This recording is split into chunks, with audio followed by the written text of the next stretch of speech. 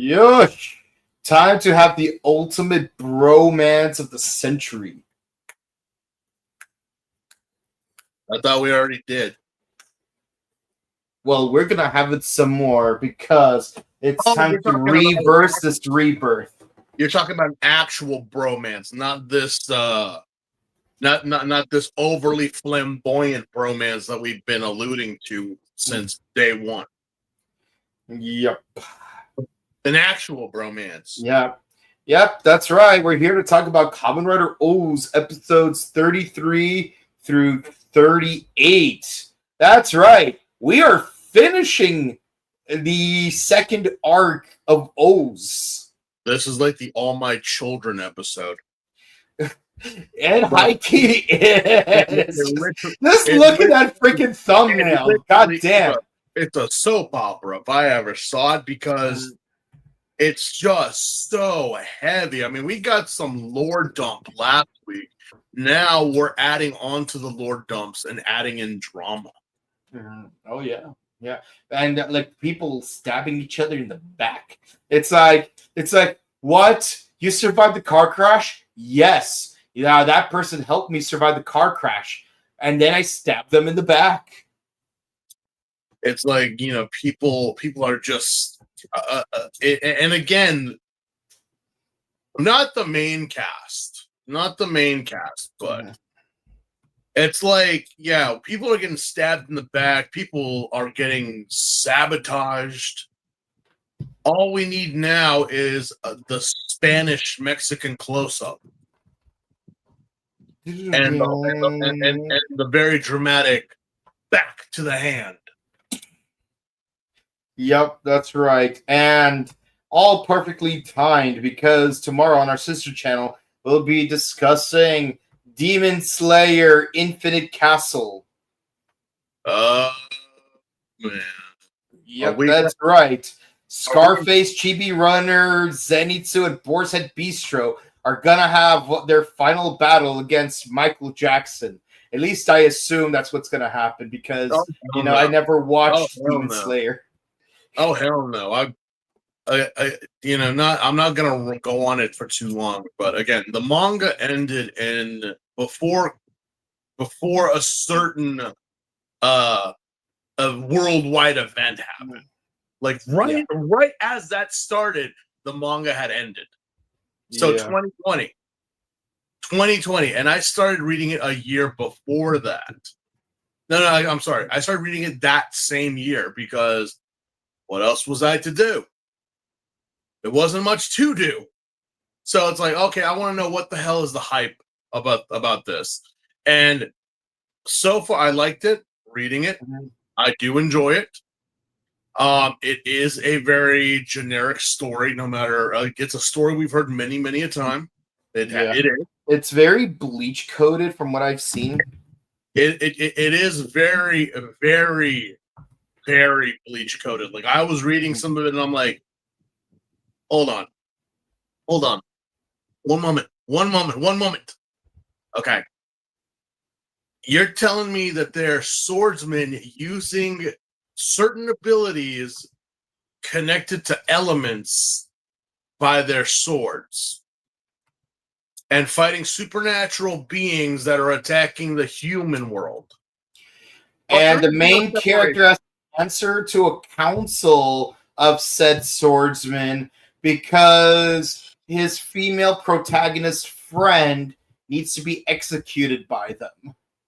But they don't. They choose not to because apparently a certain event happens that causes them to rethink their decision, and it's like, and then they have to team up against a flamboyant villain who has his own council of 12 villains. I never really understood that, especially reading Bleach. I'm like, so you left to go make the same thing you just ran away from. Yeah, but evil. With French names. Spanish. No. The Espada have French names. Exactly. 11 through 99 have Spanish names, and then 101 onward have Italian names. From what I Because understood, names like Ulquiorra Schaefer and Grimjow Jaggerjack are all French names, and they're named after French architects. And then you have people like Deroy and like Del Toro and what's their names. But then when you go to Privarone Spada, they're like they have names like Alessandro and Sandavici. Understanding what Kubo did, because apparently he said originally he wanted the series to have guns and more of like a Spanish mafia vibe or something like. Oh, you mean like a certain manga called Zombie Powder? That's what he was trying to do, because apparently with Zombie Powder, that's where a lot of the Espada came from. But yeah, no, like I'm still waiting on that 5th volume to be even humored at being made, because Wolfina's little brother's about to go through that surgery to remove that zombie ring, and Elroy is freaking on injured from the past fight, while Gamma and CT Smith go on without him, and they expect him to catch up to him eventually. So I'm like, where are the other 11 rings? Will he catch up to Gamma and CT? Will they procure the zombie powder? Will Gamma become immortal? Will they defeat the bad guys? I've got to know. No, I never will. It all got used for Bleach. Literally, if you watch from the Espada all the way up to now, premises of what happened in Zombie are in Bleach.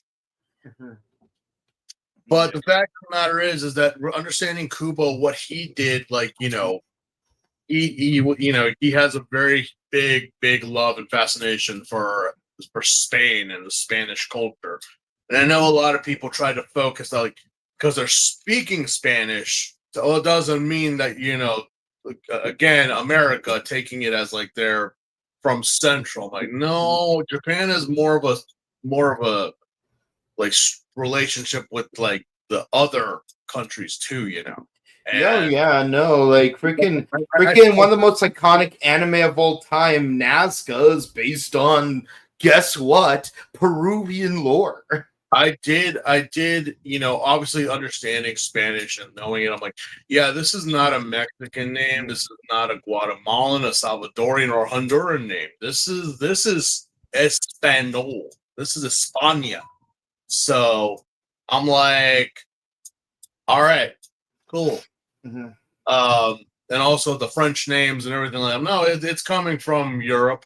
It's a strong Europe type of blend here. I know that a lot of them were even like, dealing with the feudal Japan type of vibe. But just going back to Demon Slayer for just a little minute. It's pretty much that. Because again, the whole Demon Slayer thing was very heavily inspired by Bleach. People in America don't understand how big Bleach was back in the 2000s. And still to this day. I know that we had Naruto, and that was the one that took here. One Piece wouldn't get that until 2020, the moment that Demon Slayer had ended. Yep. So it's like, yeah, when you see a lot of the modern day animes that are going around from mangaka that are young upstarts, and like look, Black Clover, Demon Slayer, I don't know if I can put in. I know nothing of Kaisen. I know nothing about it, but they are all, if you look at it, kind of heavily influenced with Kubo Sensei's work. Yeah. And again, yeah, okay, fine. Oh, am I comparing the two? Am I saying it's a copy? No, that's stupid. That's like saying every Kamen Rider. No. And believe me, some guy tried to libel Araki earlier today as as ripping off other people.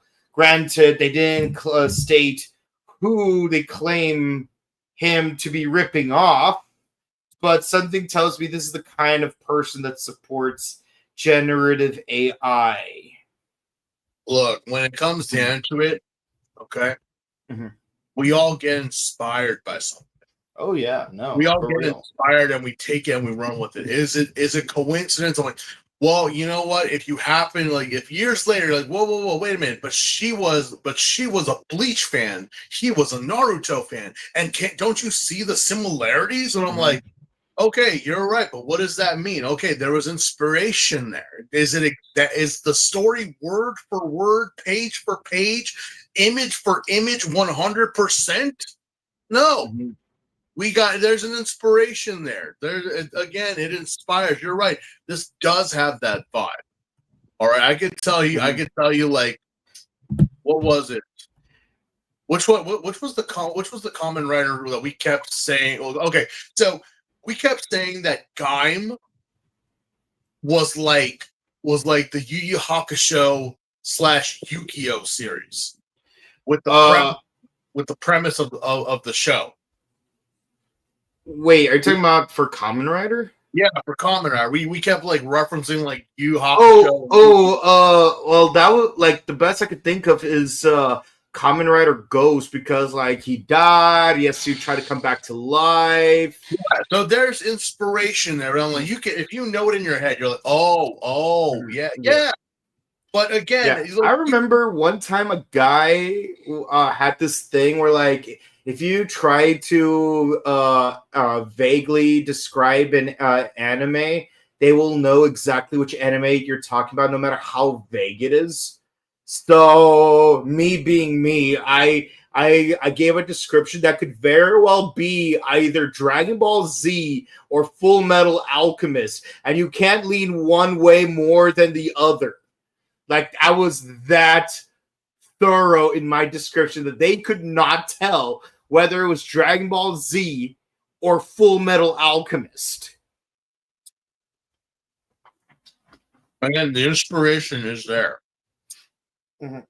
I mean, even in Tokusatsu inspired many things in anime, but also anime inspired a lot of things in Tokusatsu. A main point is our boy Sosuke, Bow on Red. Do you want to know why he did his hair that way? Mm-hmm. He did it because he was a fan of Dragon Ball. And when he got that role, he was so impressed, but he's always like, I want to stick out. I want to be different than the other Reds in some way. Oh, you mean Furuhara-san? Yeah, Furuhara. Yeah. So it's like, yeah, I'm just making sure you're not talking about Sosuke Aizen. No.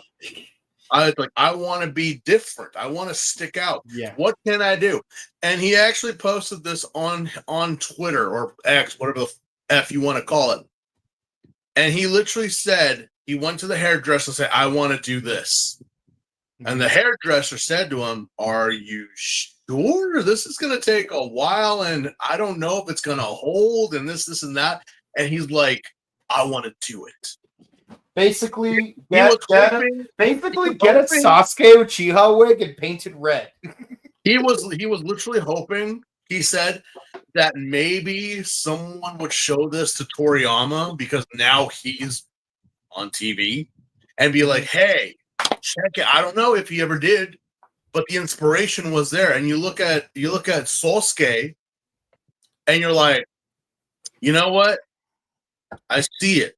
I know he's not a warrior. He's not like, whatever, but he actually does. He never gives up. Now, does he? There's not many a shonen protagonists, More so like that with the hair. I'm like, yeah, that's stereotypical anime hair.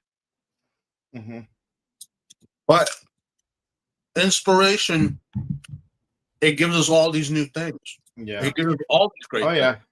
And they're like, oh, you're ripping it off. You're ripping it off. They're like, what's really funny is how, like, when I was a kid, like, my friend's magazine had a Dragon Ball Z like encyclopedia where like Super Saiyan 3 did not even come out in the US yet. and yet that magazine already had screenshots of Super Saiyan 4 from GT. So like they're like Baby Vegeta, SS4 Goku, Gogeta, all that stuff. We haven't seen any of that in the US yet. Anyways, jump forward to 6th grade. I have an art elective, and I draw. And like, there's this classmate who they would always talk crap about everyone else. Where like, if you draw a character that it doesn't look exactly like they do in the TV show, they're like, that ain't right, or something like that. And they would always pull Yo Mama jokes. But when someone calls them out and makes a Yo Mama joke against them, they're like, and tries to get violent. But yeah, so one time, like, I'm drawing Goku, and I decided, what if there was a Super Saiyan form above Super Saiyan 4? So then I came up with the idea of like, so I basically drew Super Saiyan 1 Goku, but with red hair. This was like early 2000s. I drew Goku with red hair, and that kid's like, that ain't right. But guess what? Dragon Ball Super happened. Battle of the Gods happened. God Goku happened, and guess what color his hair is? So to that kid, take that. It took 20 years plus change, but who's laughing now? Actually, it didn't take 20 years, or it took more like, it was more like it took 15 years. But the point is, see, I predicted that a red version of Goku would happen, and look, a red version of Goku happened. So, but yeah, no, inspiration happens everywhere, man. It's like, yeah, like freaking, like we even have like this thing where like every Reiwa season of Kamen Rider is some kind of combination of two things. Like 01 is Batman meets Blade Runner. Saber is basically Page Master meets Aragon. Revice is Venom meets meets Faust. What's it called? Geats, it's My Hero Academia meets Squid Game. Gotchard, Pokemon meets Full Metal Alchemist. Gavu, it's Charlie and the Chocolate Factory meets Soylent Green. And then now Zet is Nightmare on Elm Street meets 007. Even though the agent is not that great at what he does. No. All right. Which episodes are we doing today? 33 through 38. Okay, that's right. 6 episodes to finish off the arc. You're killing me, Smalls. Why am I Mr. Pink? Let's see here. Notes. Okay, here we go. Episode 33. Friendship, chaos, and a belt left behind. Yeah. So this episode is, so these 2 episodes. There are 2, yes. Have been these 2 episodes are very simple and straightforward. Eiji's childhood friend pays him a visit, and he takes them to Funland because, as it turns out, he's Bob Funland, owner of Funland Industries. Which, for you eagle-eyed viewers who have been watching these episodes along with us, doesn't this place look familiar?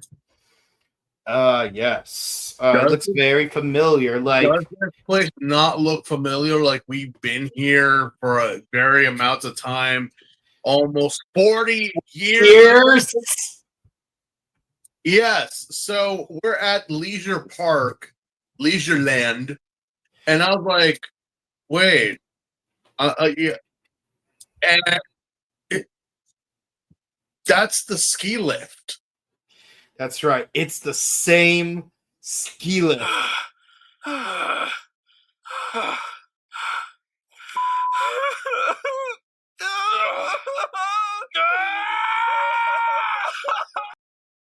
It's the same ski lift that Ichigo fought on all those years ago. Like Against that beetle guy. I think like a total. We've been at that park for like a total of like now 7 times with Ichigo. And have fun enjoying that because it's gonna show up a couple of times in Stronger. I mean, obviously, I didn't think that this place was still around, but I guess it is still around. I actually did look it up. It's still there. It's under a different name, but the grounds are still there. Mm-hmm. I mean, everyone obviously it gives it an homage to the Kamen Rider because again, Ichigo famously promoted it, but also several other riders and things happen there. So I'm like, well, okay. But yeah, we're here because of AG's random friend that sent a letter and a couple of tickets. But before that happened, there was a confrontation with Ankh and the boys because of what happened with AG and the Putera combo. But also Ankh getting like mad because AG couldn't grab the medals. Like Ankh, the man, it went berserk. Okay, he couldn't even say his name. All he does is grunt and snort at you. What did you expect him to do?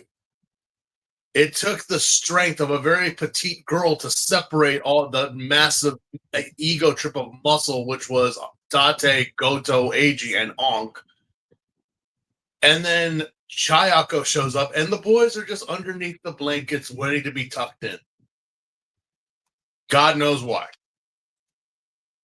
But then we go and find out that we are going to Leisureland. Let's see. What we got here? But AG doesn't remember the guy. It took him like a good long time for him to realize who he was talking to. Who is this guy who was like, oh yeah, that's right. You were the kid in the back of the class. You were the shut-in. Yeah, you're the one sitting next to the window, staring out at the window. I mean, you were a smart kid. You really were. But, Yeah. Yeah, I asked you one time what you were doing, and you were saying something along the lines of, I'm waiting for a notebook to fall from the sky.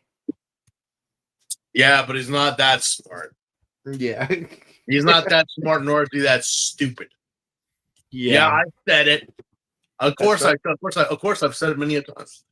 But yeah, for some reason, I guess it's like, having everyone there and realizing like, oh, AG's got friends. I'm like, yeah. Yeah, what do you think he's been up to before he went to Africa? Well, it's kind of like, okay, so wait, what has his friend been up to? Oh, he's a multi-billionaire. He's Doug Dimmadome. Yes, Doug Dimmadome, owner of the Dimsdale Dimmadome. This deal is done. Yeah. So for some reason, it's like, yeah, no, enjoy the park. Go like, all right. So we get a little montage of the park, and I'm like, okay, creepy. No one else is here. There's a bunch of RVs. Mm-hmm. There's no one here. Okay, fine. Let's have a montage of going to the athletic side of the park where, Date is climbing rope and wires and trying to be a manly man of physicality, only to be losing to Hina and Goto. Because she is the goat. Because Hina is so athletic. Mm-hmm. Obscenely. Onward to the rising action. Hina gets caught for some reason. Yeah. And we don't know why. She gets a net thrown on her. Now we got this whole thing, and we got to go find Hina. Mm-hmm. But for some reason, what's his face is well, he's not with them, but he's watching them from afar with the creep. You know, he's like watching them like in a telescope, like that movie, The Man in the Window. Yes. Oh, wait. Do you mean Rear Window? Is it Rear Window? By Alfred Hitchcock? Yeah, the Alfred Hitchcock with Jimmy Stewart. Yeah, I think that's Rear Window, Is it because Rear Rear Window? Window was definitely made by Hitchcock. And if you don't remember if it's a Hitchcock film, just remember the song Leather Pants. What's it called? I love Psycho. I love Vertigo. The Birds was okay. But, I love Rear Window by Alfred Hitchcock. Cock, Alfred Hitchcock. Good evening, gentlemen.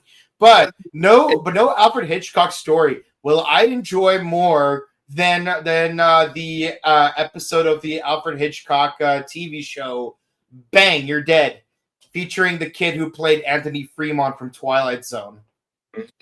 It's like, it's not so much that scary things happen, it's more like suspenseful things happen, because it's not a question of if, but when. Yeah. For some reason, this whole episode is like a Hitchcock movie, because for some reason this guy, yeah, because AG's friend is as harmless as that owl over there. We have the birds, because his friend is looking at him like a creep through a telescope, only for our wildly Bird Boy Jr.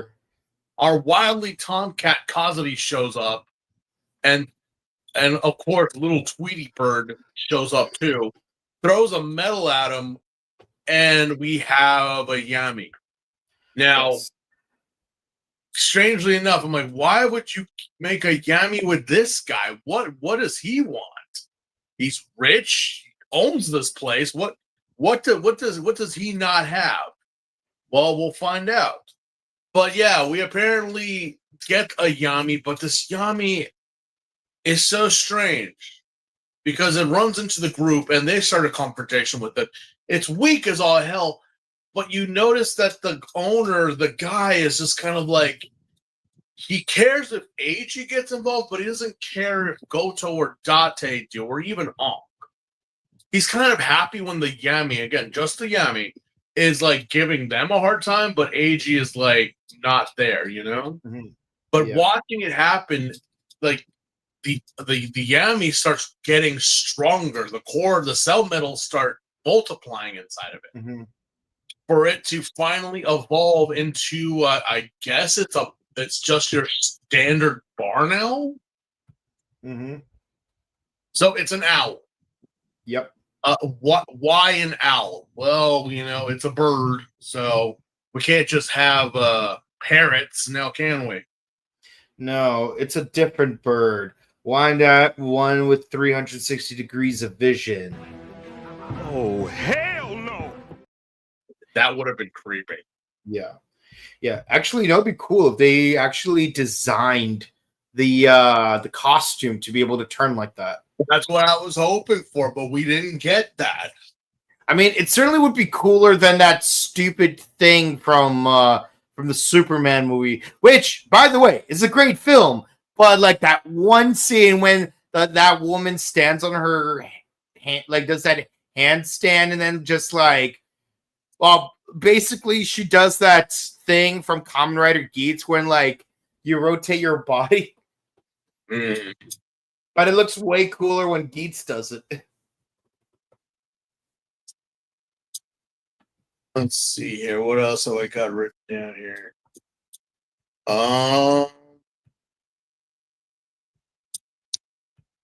Yeah. Well, we get a confrontation with the bird. Mm-hmm. Eiji has to become a ground type to fight said bird, because apparently the greeds are all Pokemon based. Yep. Ankh is the flying fire types, and of course the Segojo combo is the ground rock type. And rock beats flying. And yeah, it does do something. It does, but not enough, because Date confronts the bird and gets caught. Then later, Goto gets caught. We actually find out that Hina was caught, but she wasn't caught by the bird. No, turns out she was straight up kidnapped. He was just straight up like kidnapped, but let go. And it's like, wait, where did you? Oh, I didn't know who it was, but whatever happened, I got free. And I'm like, okay, all right, okay. Yeah, it's not Ankh. It's not. Oh, hell no! And certainly it ain't the two that got kidnapped. So who could have thrown a net over Hina and knocked her out? Hmm. We need the church. We need the church lady in this one. Could it be Satan?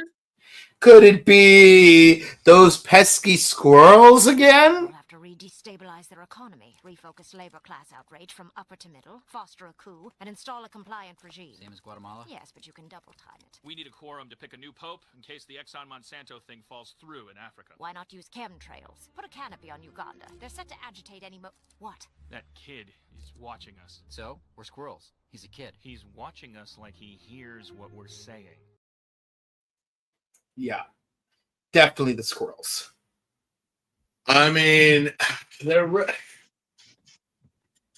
I'm just at a loss. I'm at a loss of words because I'm like, who could it be? I'm like, who else could it be? AG. Yeah, who would it be? But yeah, regardless. Not much happened in this episode other than some leisure time and Goto and Date getting kidnapped by the owl. Yeah. We didn't lose any medals. Yeah, that's probably the one bit of solace we get out of this. Like, we didn't lose any medals. We didn't gain any, but we didn't lose them either. Yeah, honestly, if I were to tell you to skip this episode, I would tell you to skip this episode. But the entire two-parter, to be honest. Yeah, you have to watch it in its entirety. If you were watching this episode, but like week by week, this could have been one that you like felt like, yeah, I don't think I needed to see that.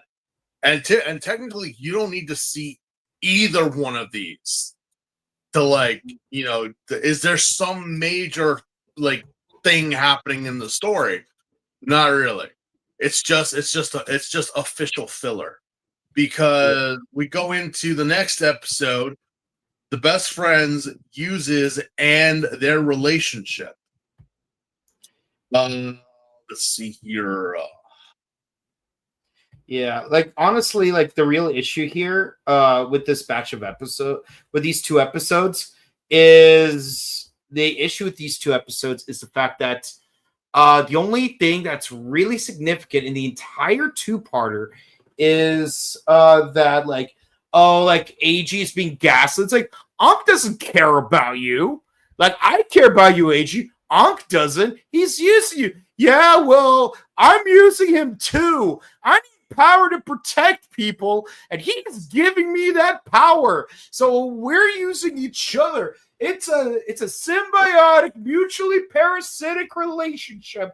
And quite frankly, it's surprisingly healthier than whatever toxic nonsense you're trying to pull on me.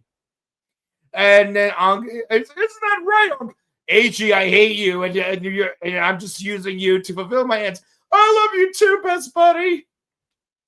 A friend of mine vented to me 2 weeks ago about the same situation, and I was just like, and I thought you boys didn't have so much drama in your relationships. Oh, was I wrong? And the tea was hot, but I'm not here to air out that laundry. Yeah. The only thing I was watching this episode and I'm like, ain't it always the way? There's always just someone trying to butt in or trying to say you know what? That's up for the person to decide.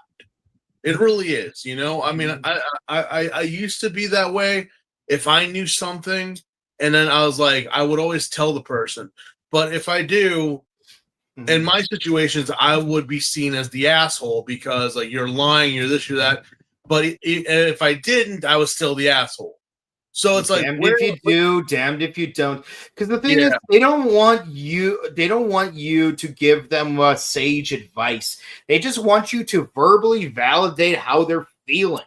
Like, even if their feelings are completely unfounded, what they're saying or doing is really bad for them, and like you're trying to legitimately help them get over whatever their baggage is and move their life in a healthy direction. Mind you, no utilitarian purpose in that. You just want your best friend to live their best life, and in order for them to do that, they need to follow the advice you're giving them. But they don't want your advice. They want validation, which is a toxic way to think of things. But at the end of the day, that's kind of what they want. But kind of what they want, and that's what was going on here. But the fact of the matter is that it's also the same thing about any friendship or any relationship. How I act with certain people. If a third party is watching us, they would think, what's wrong with these people? Why are they saying those things? Why are they doing those things? Why are they acting that way? It's like, yeah, you know what? It's best not to question it because, they've known each other for a very long time. And who are we to say? Obviously boundaries are respected. Yeah. But for you as a third party to come in and start critiquing like how, we all know that Ankh is a tsundere. We all know that. We all know that Ankh is but Ankh also does care about AG despite verbally saying otherwise. Same thing goes with Goto and Date. Date is more formal with AG, but they're getting close to being friends. Goto is very formal, but they're still friends. They used to be acquaintances, now they're friends. Yeah.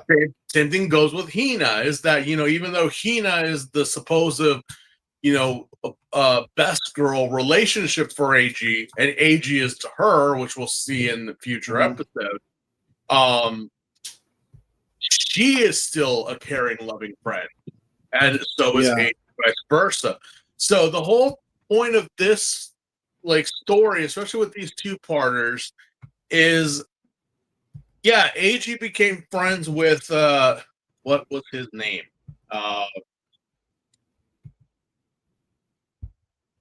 What is this guy's name? I had it written down here. It doesn't really matter. We could just call him creepy friend. Yeah, he's just a friend. He basically befriended the kid who was the shut-in, the one who sat in the back, wasn't very talkative, kind of an introvert. Yeah, but then he became obsessed with him. Yeah, it's like, this is my friend. It's like, okay, good for you. And again, I've been in those situations. I've been there. And I'm just like, we're always friends, man, but you got to respect that I also have other friends, and I make time for them too. No, it's like I used to. It's like okay, check this out. I used to know this guy. I used to be friends with. I'm not friends with anymore. So keep in mind, Leo, I was friends with back in 2014. This guy I met in 2017, and they just happened to be of the same ethnicity. This will come up later. So just so happens that this guy lives 20 miles away from me, and they don't have a car. So that means for us to hang out, I have to drive to them. And it just so happens that I worked at retail at the time, and because the location is closing down, my hours were stacked. And I just started grad school. So between working at the store and studying for grad school, my bases were loaded. And so I simply told them, it's like, hey, dude, I love you, but I can't really hang out for the next year and a half. Just the next year and a half. Because I have legitimate scheduling issues with both work, and I'm going back to college, and it's very important that I do my stuff on time. I'm really sorry that if you feel like I'm trying to flake on you, I'm legitimately not. It's just I'm super busy.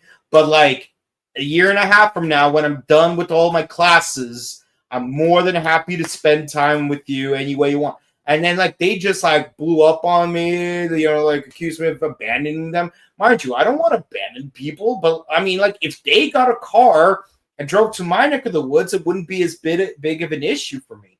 But then like the pandemic happened, and Leo posted up a photo of the two of us hanging out. Mind you, a photo from back in 2016. And then this guy messages me, who, mind you, we're not friends with anymore because they blew up on me.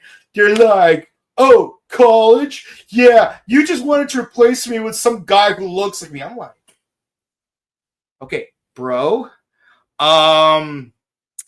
You're one. I was friends with him first. You, if anything, you would be replacing him, and that still wouldn't be the case because a dude can have more than one friend of your ethnicity. People aren't tokens where you can only have one friend of every ethnicity. This ain't Power Rangers. It's like you could have like a bunch of like white friends, a bunch of Asian friends, a bunch of Latino friends, a bunch of black friends. It's like, bruh, it's like human is human. And also the two of them, they look nothing alike. It's like one looks like Anthony Mackie and the other looks like Eddie from the police officer from Sister Act. Forgot the actor's name. The two look nothing alike. I don't know why you're going on about me trying to replace you with some guy that looks like you. But yeah, no, it's like, it's crazy when it's like a person believes that like, oh, a person, like you're only allowed to have one friend and that one friend has to be me. I hate that mentality. That just proves further that, yeah, we weren't meant to be friends.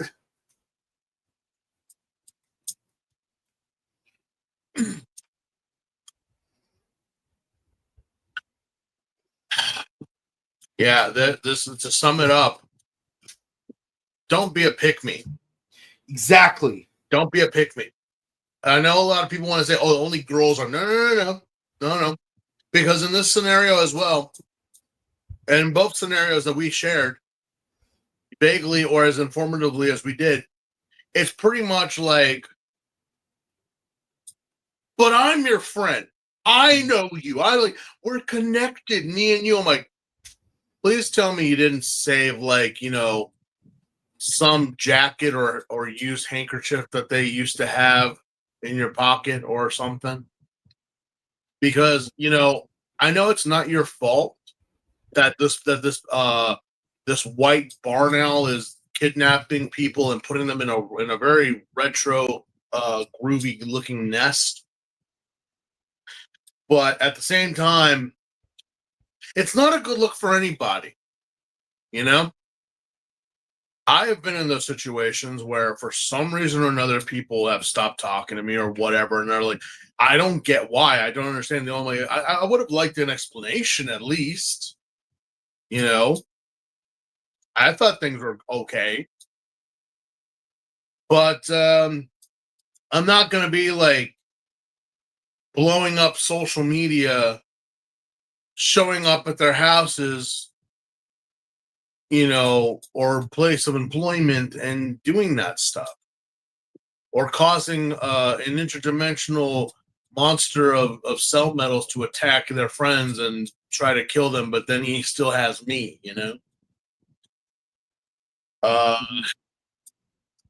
Yeah, that's pretty much like the whole synopsis of the second part of the episode. Yeah, like the other overarching thing about this two-parter is that Ankh did make efforts to keep Eiji from using the Putotira medals.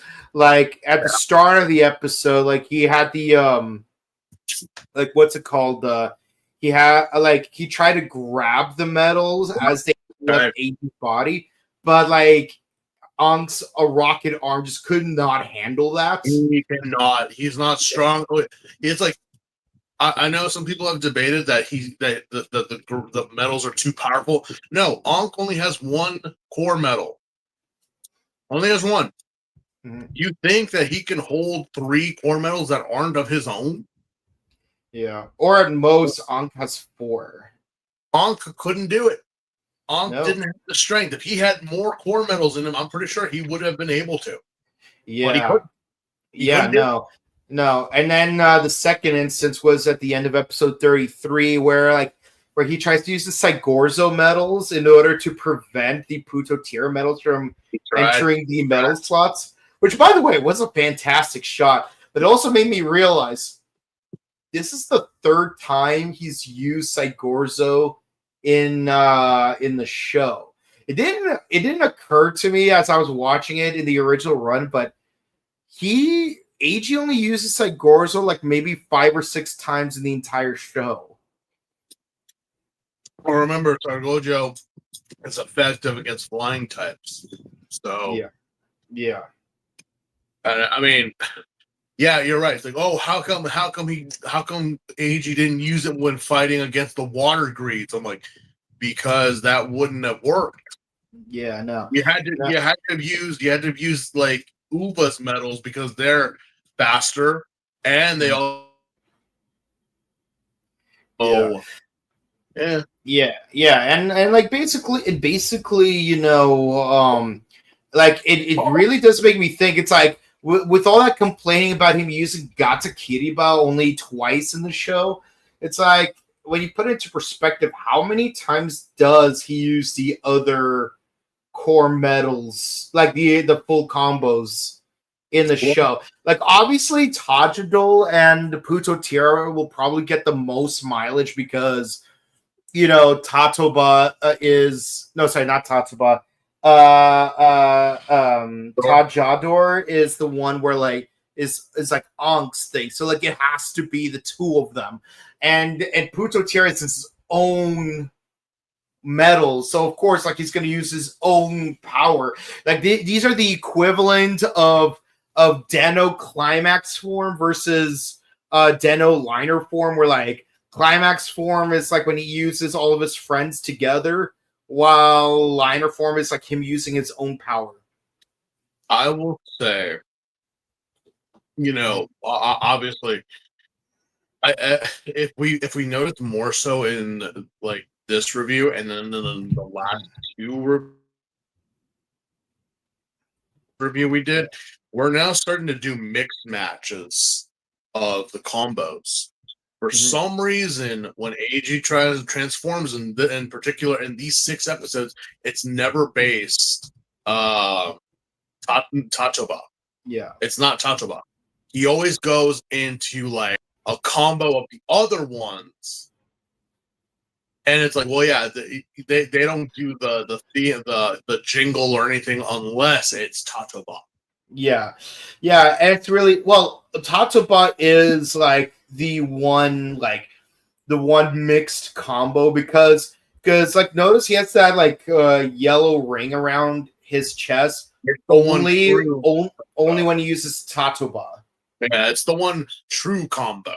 Like it's the true base combo, which like again, because again, there are times that he got like Taco, Nagi, and Bata. There was Cheetah Bata. Like those one instance in this episode where he had Shachi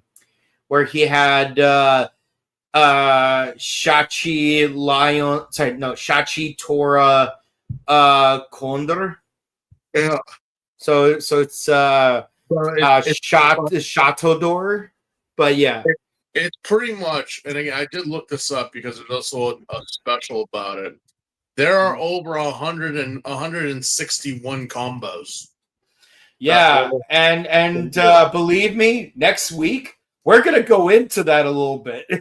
Oh man, I'm gonna need a drink at this point because they actually did a special where Shu Watanabe has to run a marathon while saying all the combos. All of them. Not just like all of the combos, but every single mixed match combo of 161 variants. Yeah, like for me, it's like it's like, and also the way he's running in place. I swear, every time I see that video, I feel the urge to go pee because of the way he's moving his legs up and down while standing in place. Yeah, I think Shu Watanabe said that nearly killed him. Like, it was so grueling, like, especially learning the names of all the combos, because it doesn't just say it. He literally says the combo name. Oh, yeah. So I'm like, 161 forms. Yeah, and you thought, and you seriously, and you guys thought Forze was crazy. No. Forze only has like 40 combo switches. Gaim has X amount of lock seats. Ghost with the icons, the game memories, build with the bottles. Oz has 160 plus combos. Yep. I remember when I first met Mr. S. This was literally in August 2010. Right before like they're going, like they already announced O's was going to be a thing, but like, so we knew that he's going to be combinations of 3 things. And even Mr. S is like, oh yeah, I don't know how like they're going to do this because they're going to be giving me way too many combinations. But yeah, well, now we know more or less. But yeah, no, it's crazy. Like, watching the thing, and like seeing him like do the what's it called? Watching him do that marathon is insane. Yeah. But yeah, so there was a side note in these episodes where when Akira got taken, Goto had a chance to put on the birth drive, but he didn't. Yeah. Wait, actually, no. Shun Watanabe only has to name the 119 sub forms. Yeah, the sub forms. Yeah, just the sub forms, not the full combos.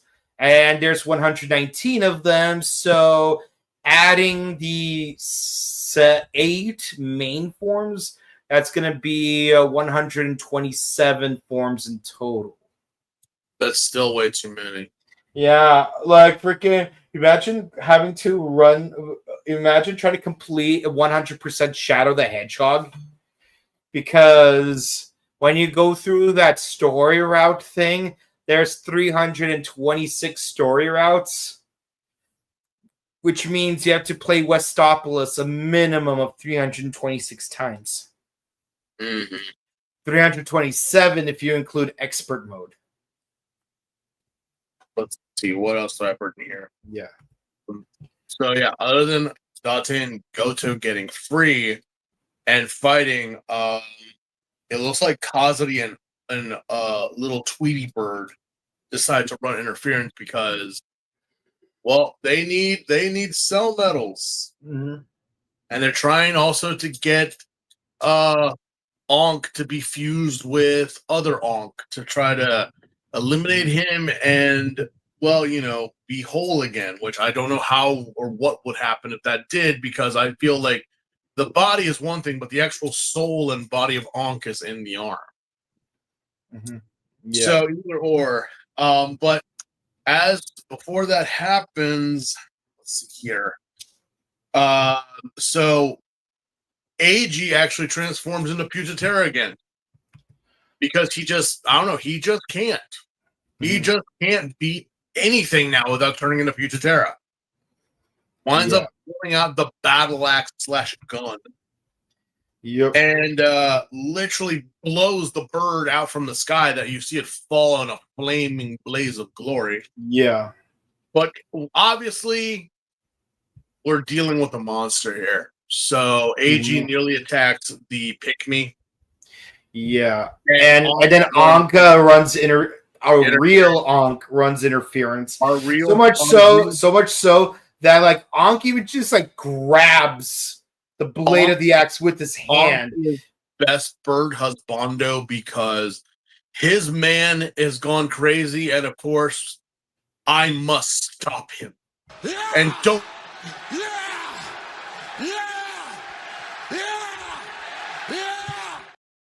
Yeah. I am a strong, independent bird that needs no body. Yeah. Because Onk dives in and fully catches the blade in his hand. Yeah, and you could see like smoke, either smoke or sublimation like coming out of his hand. Oh, he's feeling it. He got it. He got the edge.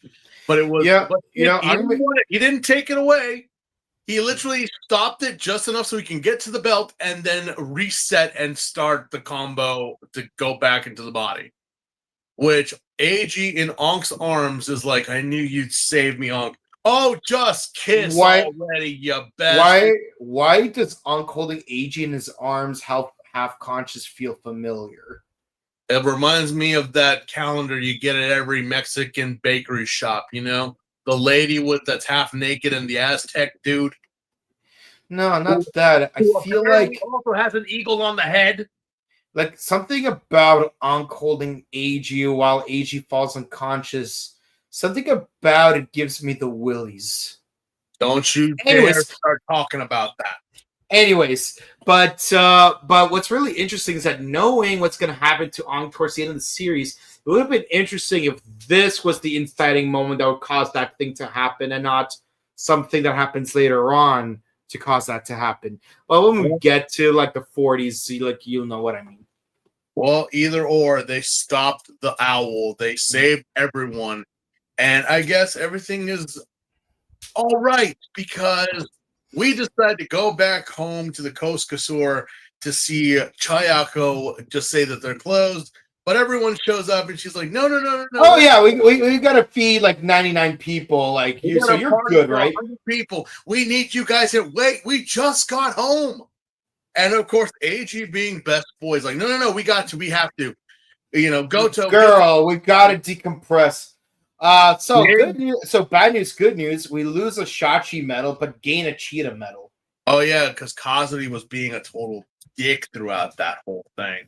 Mm-hmm. Yeah, he made Onk and other Onk with Kazuri made pulled a medal out. So we did lose one. So that sucks. Yeah. But with that is the wrap up of that two-parter. And the next one that comes up is Dreams, the Big Brother, and Birth's Secret. Now, this one can also be quickly summarized, but unlike the last two episodes, this one is more important. Yeah, this is a Hina heavy episode because did you forget that Hina is going to school? I did. I didn't. I was like, oh yeah, she is going to school. Wait, what is she going to school for? Oh, she's a fashionista. And AG's her model. And I kind of asked the question, darling, did you just rip those curtains off of the Coast Kasur? Yes. I kind of feel like you did. Because again, that's a very old school thing to do where it's like, I don't know what to make. I don't know how to inspire this dress. I don't know. Just take the damn curtains down and work with that. Because yeah, we're at Fashion Week. Let me try to do my best Joan Rivers. Oh, is that AG Hina walking down in a Hina Izumi original? Oh, it's to die for. That sounded like my Jewish grandmother. I swear, I never imagined that the best Joan Rivers impression I would ever hear would come from this guy. That would never, I would never. I could talk like the Frenchman. Oh, look, as you see, here is AG Hina walking down in an Izumi original. I think this it sounds like Edna. Man, I wish I had a Milanese accent. That way I could sound like Gianni Versace. And I would be totally fabulous, assuming that Andrew Cunanan is nowhere near around me. Here's the thing, and again, this is a guy who lives in one of the most gayest parts of California. No joke, we actually won that title recently. Really? We dethroned West Hollywood and San Wow. Francisco. I didn't believe Wow. it. I'm like, well, there it is, I boys. used to work like a block away from Santa Monica Boulevard. There you go, boys. Bravos to you guys. You go all have your thing. I'm going to be up here on the balcony enjoying the VIP food and drink. You all go down there, you animals. Yeah. But yeah, we won that. So anyway, yeah, and being in Fashion Week sometimes, I get invited to such things, and I mean, I'm not much of a fashionista. I mean, I go with my own style, whatever. But not to rag on the other girl, but I'm like, honey, this is so like now, so modern, so bland, like skirts and boots and things like that. I'm like, where's the wow? Where's the pizzazz? Where is the yes? I am here. We saved it all for Hina. Because, yes, here comes everyone showing off their, but here comes AG. Let us check it out. Here is AG Hina rocking in an Izumi original. Long trench coat, battle coat with a looks like a ribbon belt. The boots are very entrenched with leather and straps, and his hair done by a certain parrot. Oh, he looks amazing. Yeah, he does. Compared to everyone else that walked down that hall, down that runway. No. I never watched Top Model. I'm not a fan of these shows or RuPaul or anything. But I'd be like, I feel like they would just be tearing everyone apart and just praising Hina at this point. I'm like, did you all just think of these outfits yesterday? Really? Mm-hmm. No wonder you guys. Okay. But yes, I'm getting ahead of myself. So Hina wins the competition. Naturally. Obviously. Mm-hmm. Also, and homegirl who Loki looks like Choco from 1971.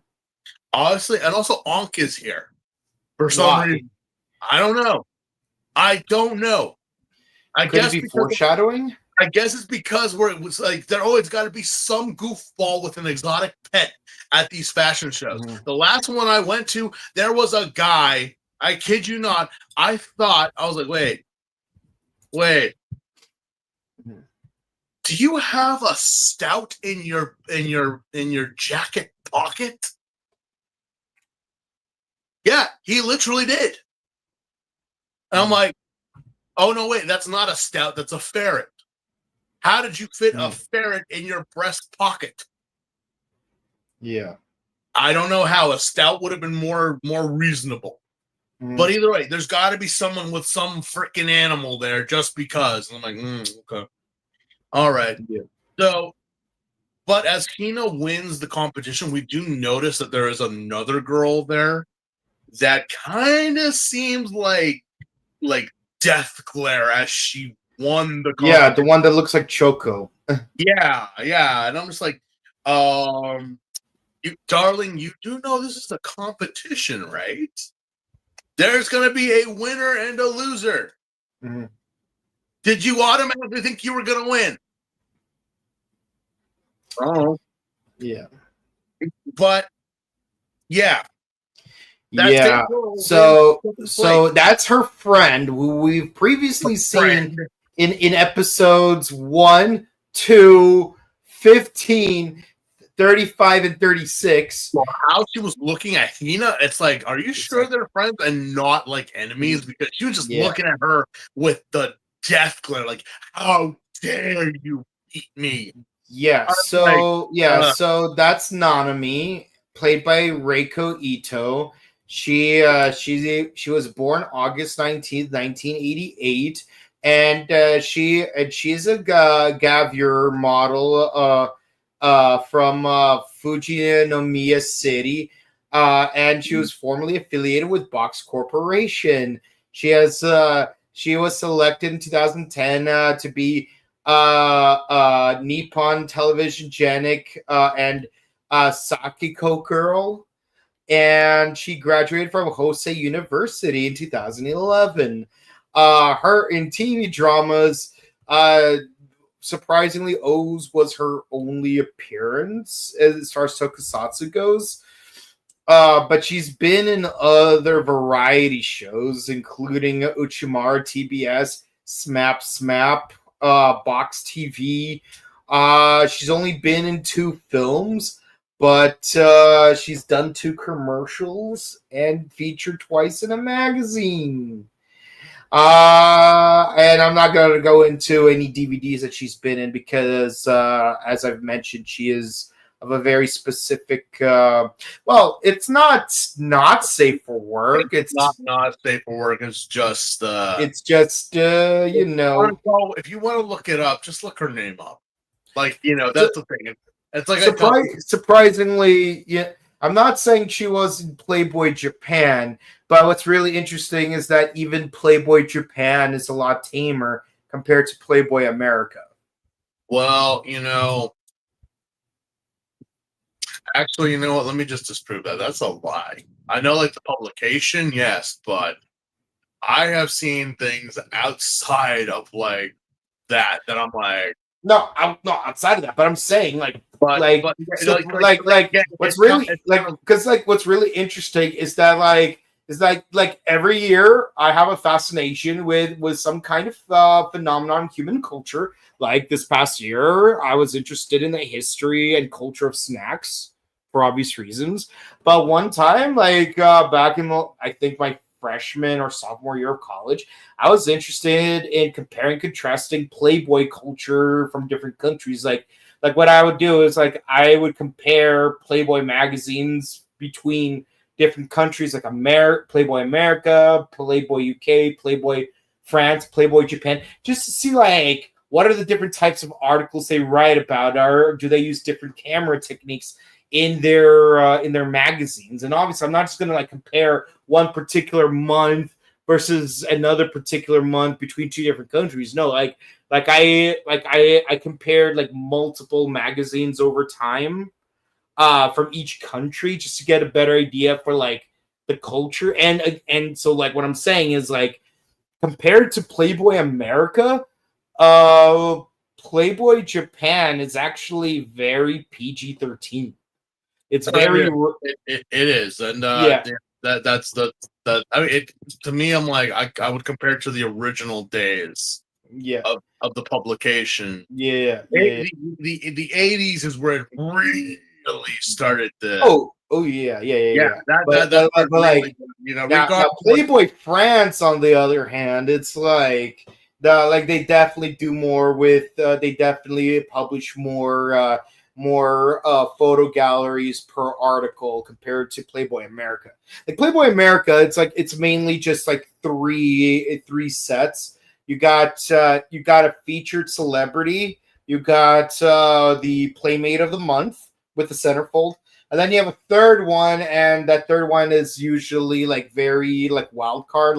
It depends on what the article is about, But yes, contrary to what other people say when I say about themselves, to clarify, I actually do read the articles. And again, I read the articles not only in the American version, but I also read the articles in the translations of the articles in the other countries' versions.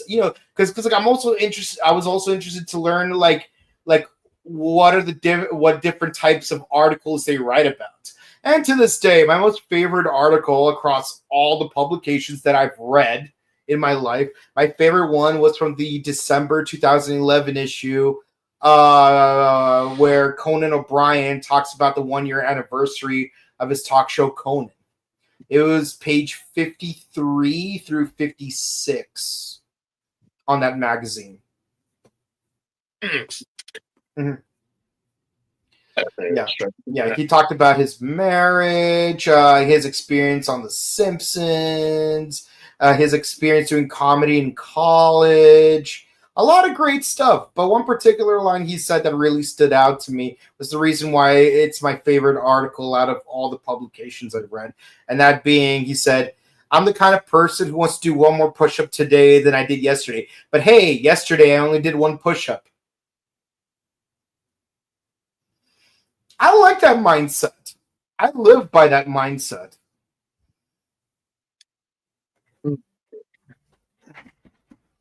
But with that in mind, back to the episode.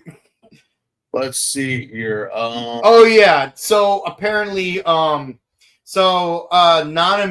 as it turns out, by the way, isn't it weird that her name is Nana? Because just recently there was discussion about the author of the manga, Nana, trying to finish her story. Anyways, so Nanami gets berated by her dad that how dare you finish in second place? There's a difference between 99 and 100. Yes, it's a Static Shock reference. So of course, like he makes her throw out her second place trophy, like it's freaking Karate Kid Part 2. She did that on her own, but yeah.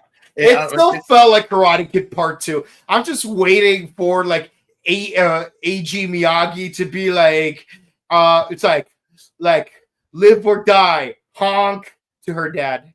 I am literally like still shocked. Well, maybe now, I don't know, that there are people within our age or within our generation that have these mindsets still about like, winning and blah, blah, blah.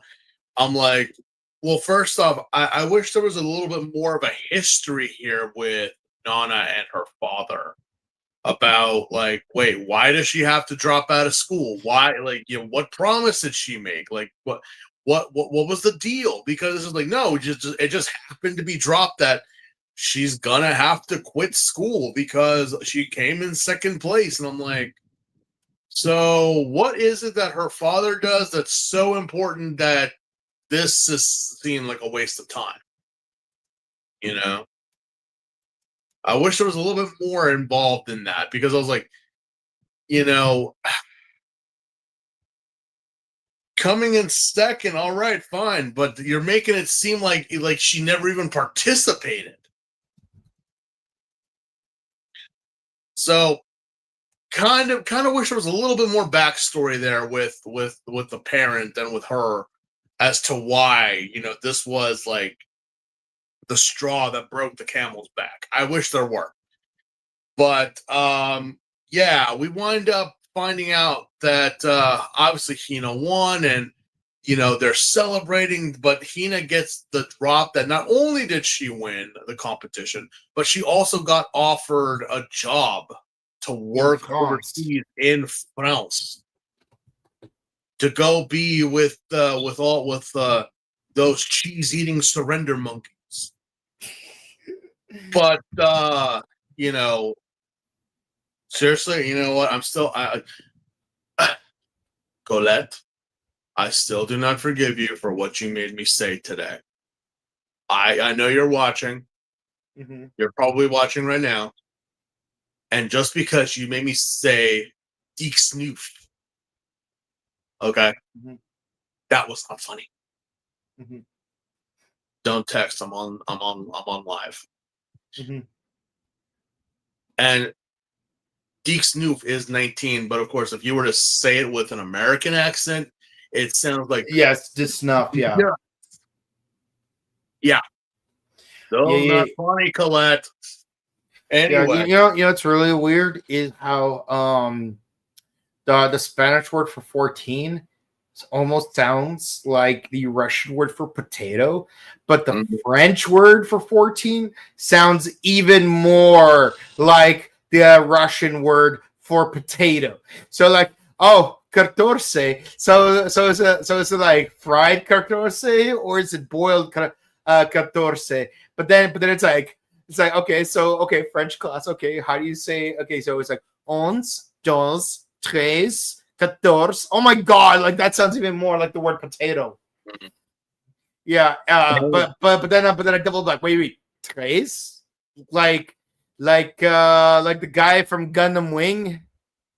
Because as a kid, you don't really you don't pick that up. You don't know that all the characters are named after numbers right away. Yeah, but it's like oh, duo, Troa, Catra, and then you have, and obviously you have the man Zex, which is named after the almost sounds similar to sex, which is the German word for six. And then you have neun, which is German for nine.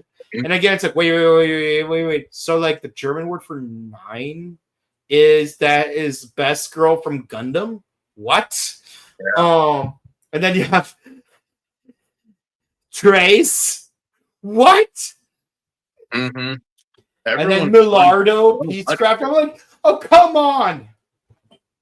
We're just throwing in little tidbits of trivia all over the place. People are learning today.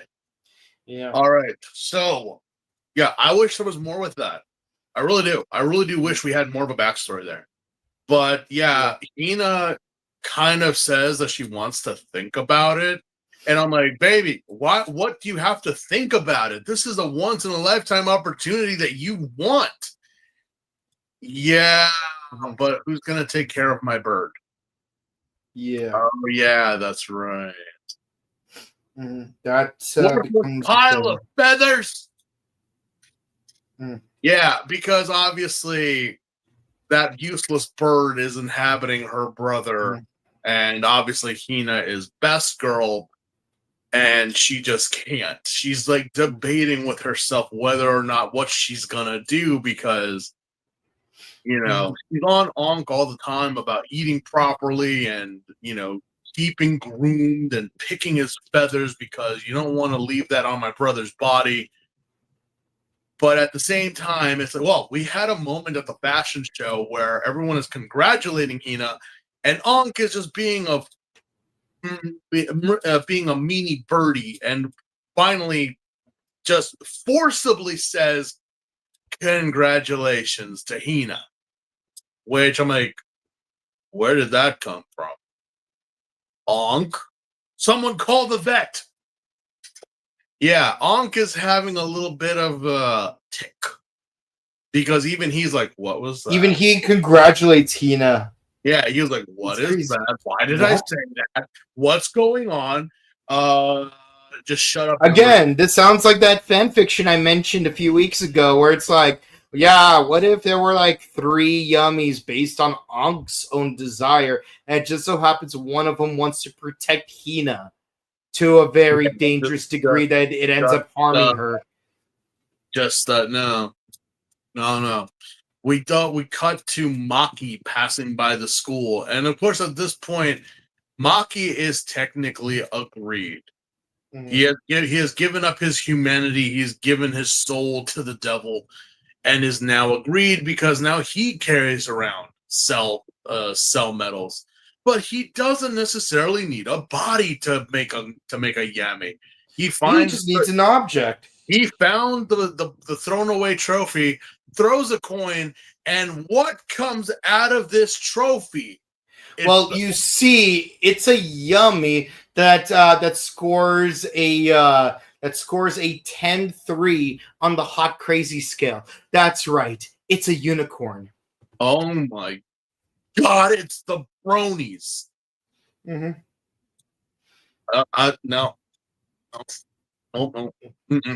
No. No. I'm not talking about the unicorn. Okay, that's cool. That's fine. But no. No, thank you. No. I have been through that war. I have been to the battlefields. And let me tell you, do I got some stories. And I went only as protection. Was not my choice to be in 2 major events. But man, what stories do I have running with wild horses?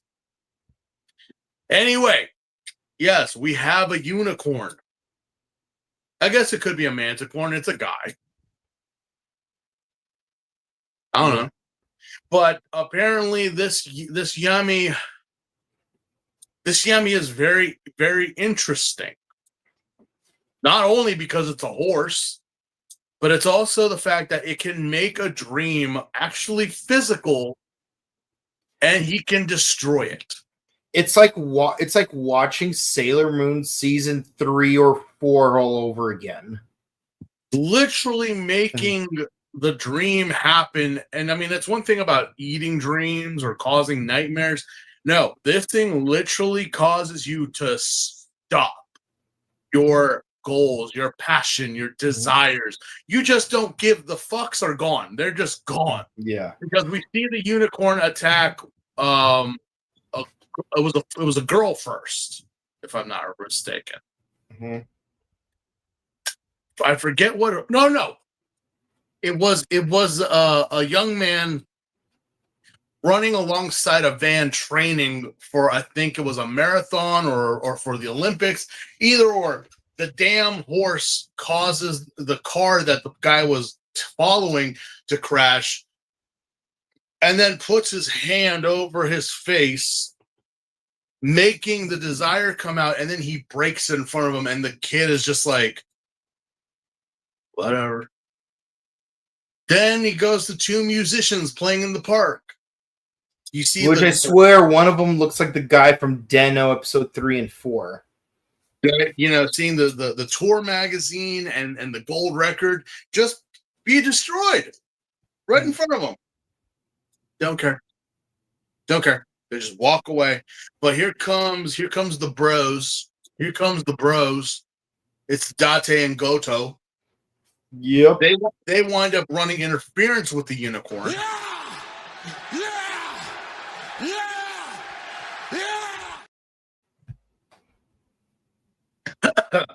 They wind up running interference and causing it enough for it to run away. Mm-hmm. But again, we have Kazari and other Onks showing up, but they run away along with the unicorn. Yeah. It's at this point they're like, wait, what's going on? What's happening? Like, the people aren't hurt. They just get scared. But what guys, you left your guitars and your speakers and your CDs. Oh, we have to go to our 9 to 5. Yeah. They're like, what? Like, yeah. To Date, he kind of figures it out relatively quick. AG, on the other hand, it takes him one more victim for him to get it. But the thing is that before that victim happens, they go back, and of course Hina is like, debating on what she's gonna do. She's watching some little kids play Little League, and she kind of scares them when she throws the ball back at them. And I'm like, honey, did you forget your Herculean strength?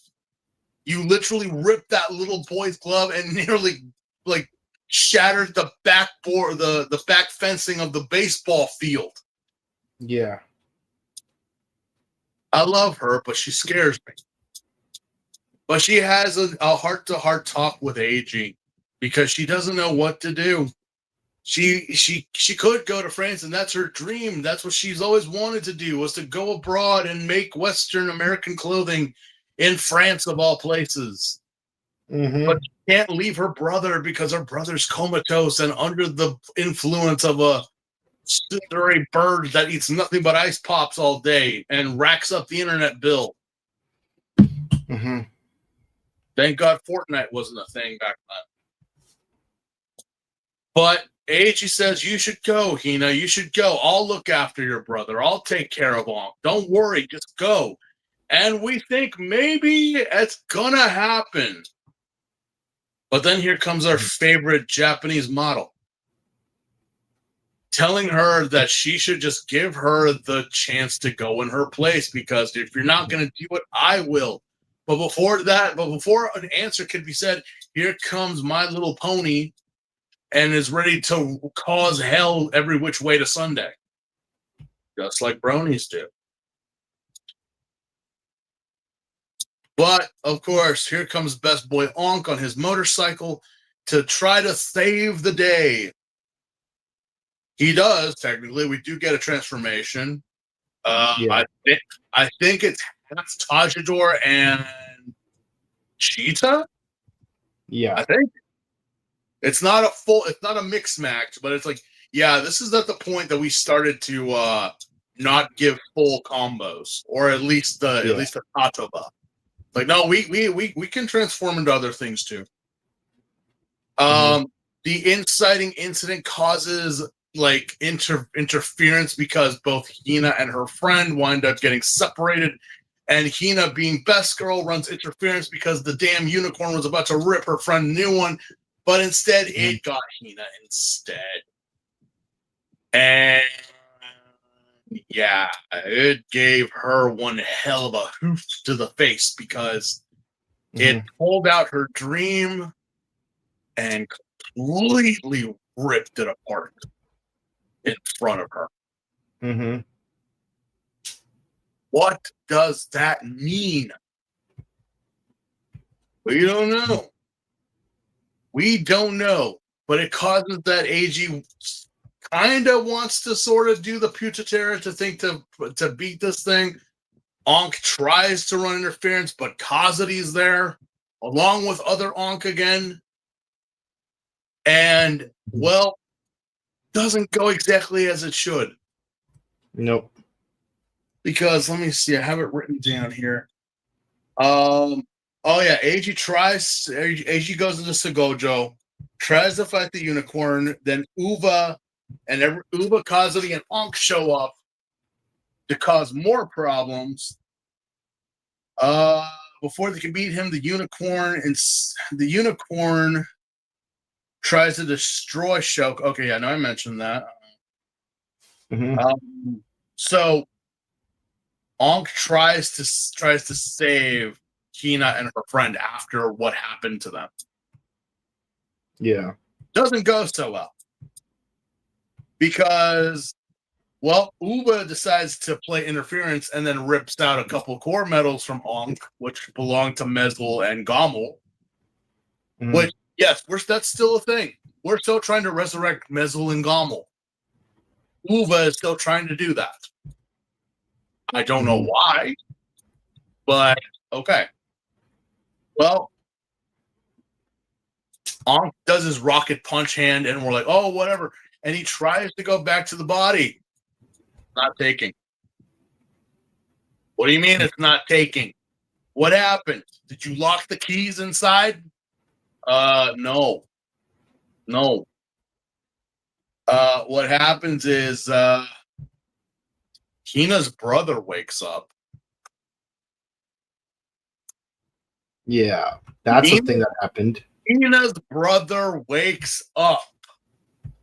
I wish we had the pipe organs play the dun dun dun dun dun dun dun, or like that whole like the hamster thing, dun.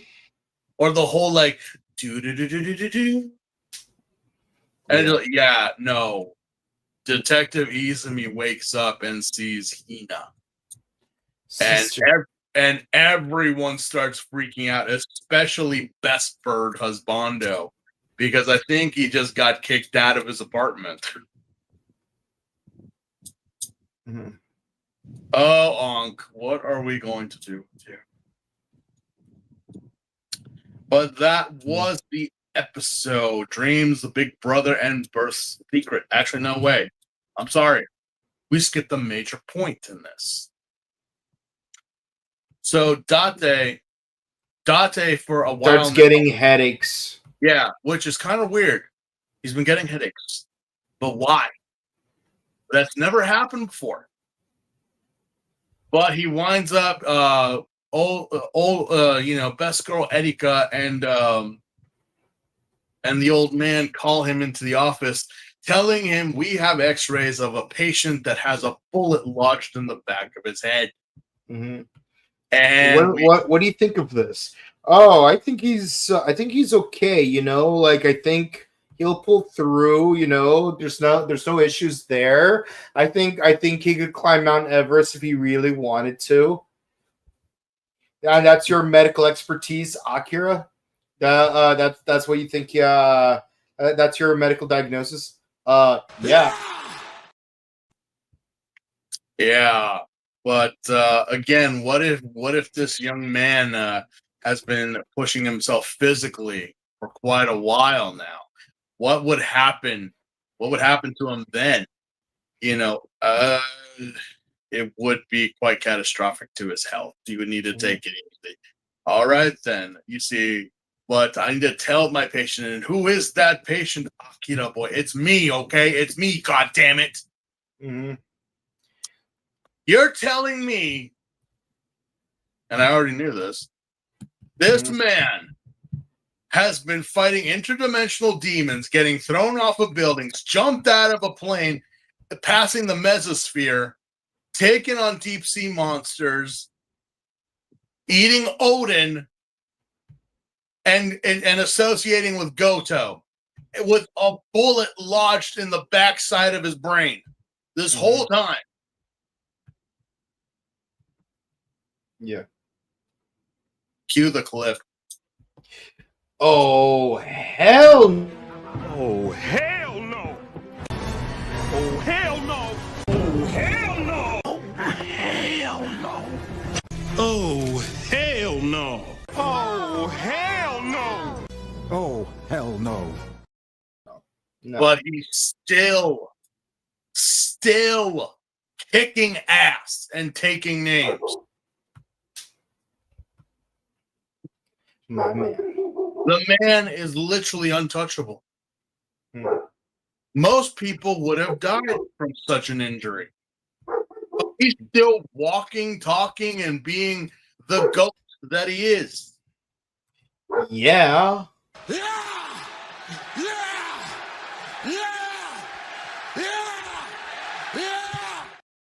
Still laughing and smiling the whole way through. Like I swear, like he's freaking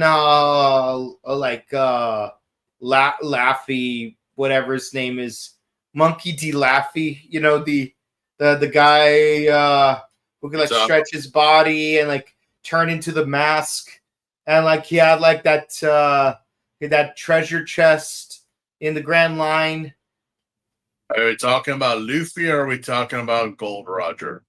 No, the guy before Gold Roger. You're talking about Joy Boy. Yes, Monkey D. Laughing. Yeah. Yeah, it's Joy Boy, or in this case, does it fit? Mm-hmm. I mean, it could fit honestly, because I mean, how we're picturing Date right now, especially with everything that's going on and everything that will happen. I would say that Date is those, but he's also giving off major Zebek vibes. Yeah. Like for those who know, you know, and those who read, you know, he's giving off major Zebek vibes. Mm-hmm. But how far will this go, and what will happen to Best Boy Akira, and what will happen to Hina? Because it just seems like nothing really happened to her, as with everyone else. Nothing really happened. But yeah, we go into the next episode, Broken Dreams, The Body and the Greed Resurrection. And well,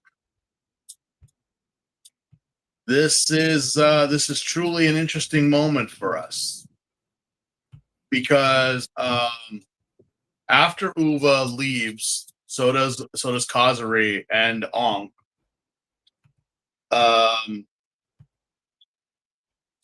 We wind up figuring that, yeah, so Uva did get some cell medals. He did. Mm-hmm. And now he's planning to resurrect both Gommel and Mezul. But the thing that I found weird was, okay, so you have, I assume there's like 7 for Gommel and 6 for Mezul. Yeah, after he fights against Kazuri, who clearly throws the fight. Yes, who throws the fight. But he winds up like not giving him the medals that he had to them fully. I mean, he resurrects them, but he only gives them like 3 each. I'm like, you already had those. So why didn't you do this before?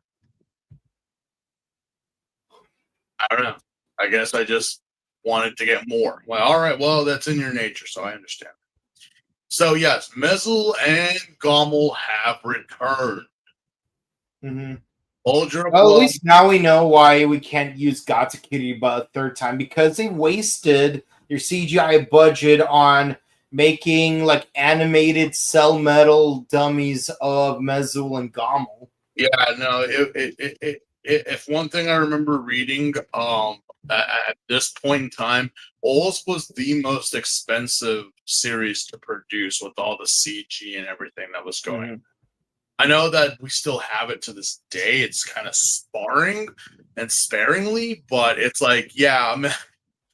So I mean, obviously, like, that's why even in Gaim, when they had the invis, the transformation was like that, from a base to the whichever color it would be, and then they focused mainly on, like, the overlords and whatever else, and the same thing goes with Gaim, or goes with like Drive, Exade, Ghost. It's like, yeah, there is there, but it's not like O's where they went like heavy on the enemies being like so CG, and then the giant kaiju monsters that they would inevitably make. So also that one episode with Gatsukiriba, that was possibly the most expensive episode, and that was in the first 10.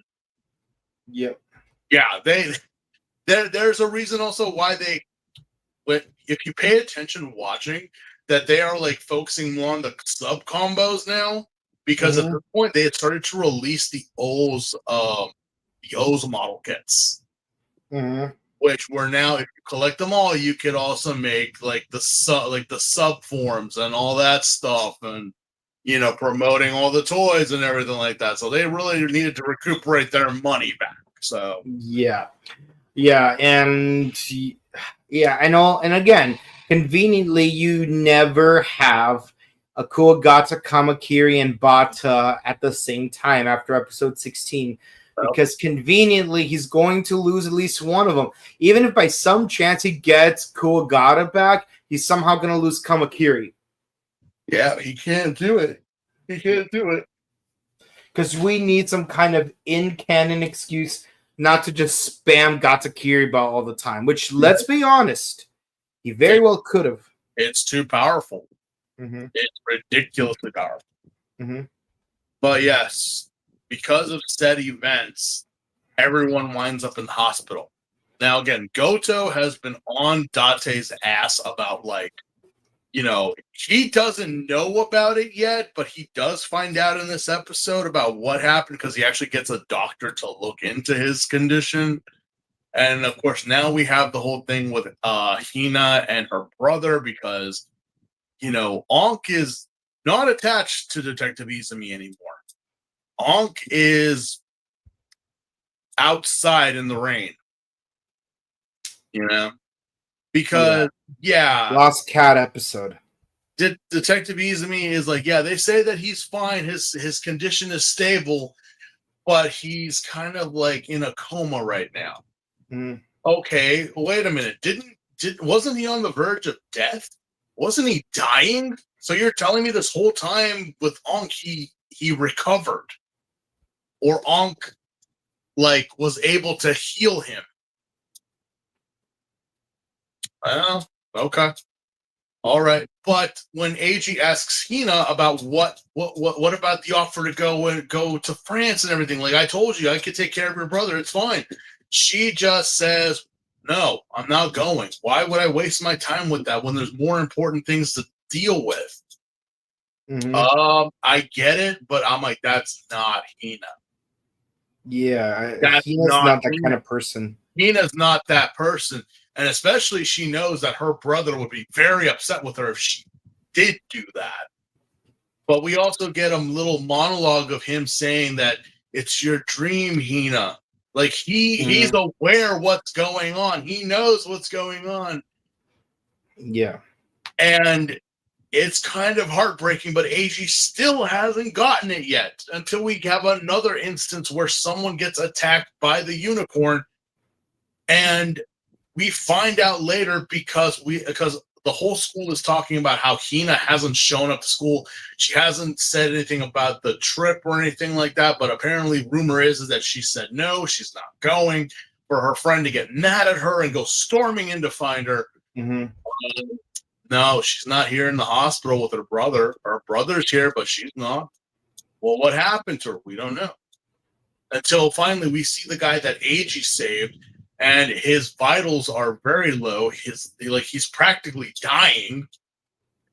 And it's like, oh fuck. Yep. We gotta go to Hina's house.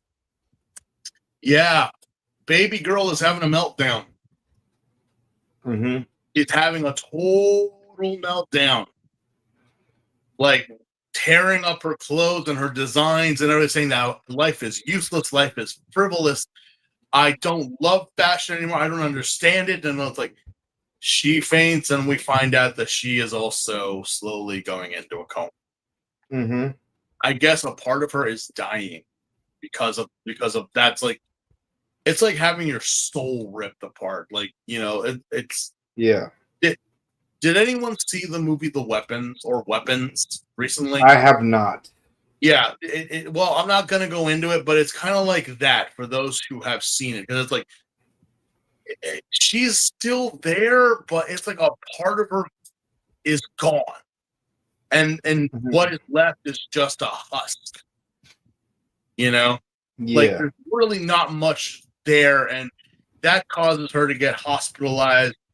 And Goto does get a second opinion on Date and what he says, because even though Date is a doctor, he's like, no, I'm fine. No, you're not fine. No, you're not fine, Date. You're, because of everything you have been doing, again, yeah, if you were living a peaceful, quiet life, you could be fine. You could have been fine for like until old age. But because of what you've been doing, the bullet has been moving around. Very, very little, but it's moving. Yeah.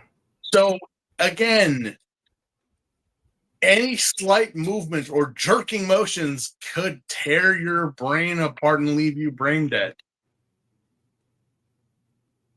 Yeah. Ooh, this is getting heavy. This is getting heavy because it's like, I'm the hero. I know, but are you really going to give up your life? Is it worth it, Date? And of course, Date is like, of course it's worth it. Yep. Give this man a yeah. Yeah.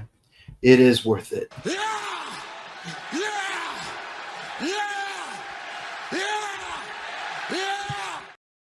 But it's a somber, yeah. Yeah, Date, he is the hero that we deserve. He's not doing it for the money or the lulz. I mean, yes, he is, but it's mainly because he sees himself as a hero. Let's see here.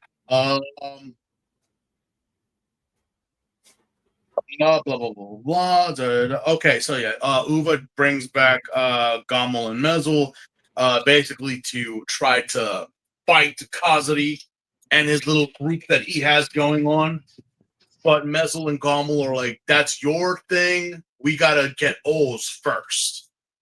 And it's like, yeah, Uva, I don't know, but I think this is going to come and bite you in the ass. Because regardless, Mezel was never like the type to listen to you. And Gamal, being a special boy, always listens to Mezel. So Yeah. I don't know. I don't Gamal is her personal pick-me, so yeah, I don't understand what was the point of bringing these two back. It just doesn't make sense in my opinion, especially with a character like you. Yeah. But it's like, yeah, you know that Kazari is the reason why you two were beaten in the first place, right? Yeah, but again, Mezel isn't that smart. Like she's crafty. She's very, very vindictive. Yeah. But kind of get the like what's happening. I'm like, yeah, it technically was Kazuri that did that to you guys. But but again, hold that thought. What else? Yeah, no, it's like no, it's because it's like AG becomes Putotira. Like he hit one attack not only kills the unicorn but severely injures the other three greeds. Yeah, it's that powerful. The three of them are limping. Kazuri shows up with lost Ankh, and the two of them are so strong that they cripple the three of them even further. So of course Mezel is gonna betray Uva to side with Kazuri as a protective measure. Yeah, because what winds up happening is like, yes, Putotera shows up, destroys the unicorn. But yeah, what winds up happening, which is this big, like, not a shocker, but at the same time, like, yeah, well, that's your fault. But is that both of them betray and go over with Kazuri, and they meet young Ankh and the doctor. So now, but they blow up Uva. Uva is no more technically.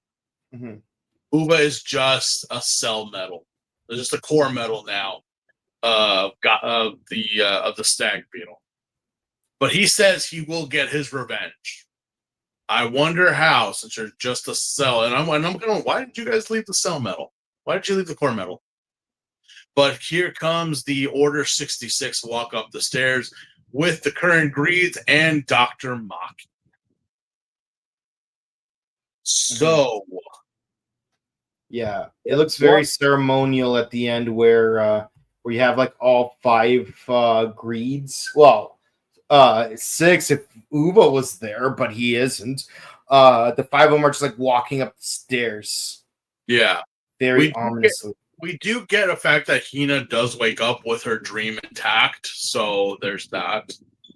But the main focus of this was the Order 66 up the stairway, because now the greeds are, except for Uva, are all together and ready to throw down. Mm-hmm. Let's see. Nope, that's something else. What is the special event? Ooh, yeah. Isn't it obvious though? No, I'm just trying to get to the episode, which I wrote down because apparently there's 2 things that we skipped over apparently by production standards. Mm-hmm. I mean, the only thing beyond this point that we have to concern ourselves with is literally the 21 net movies leading up to the summer film. Mm-hmm. Mm-hmm. And then the Hyper Battle video, which we'll get into when we get back to the TV show.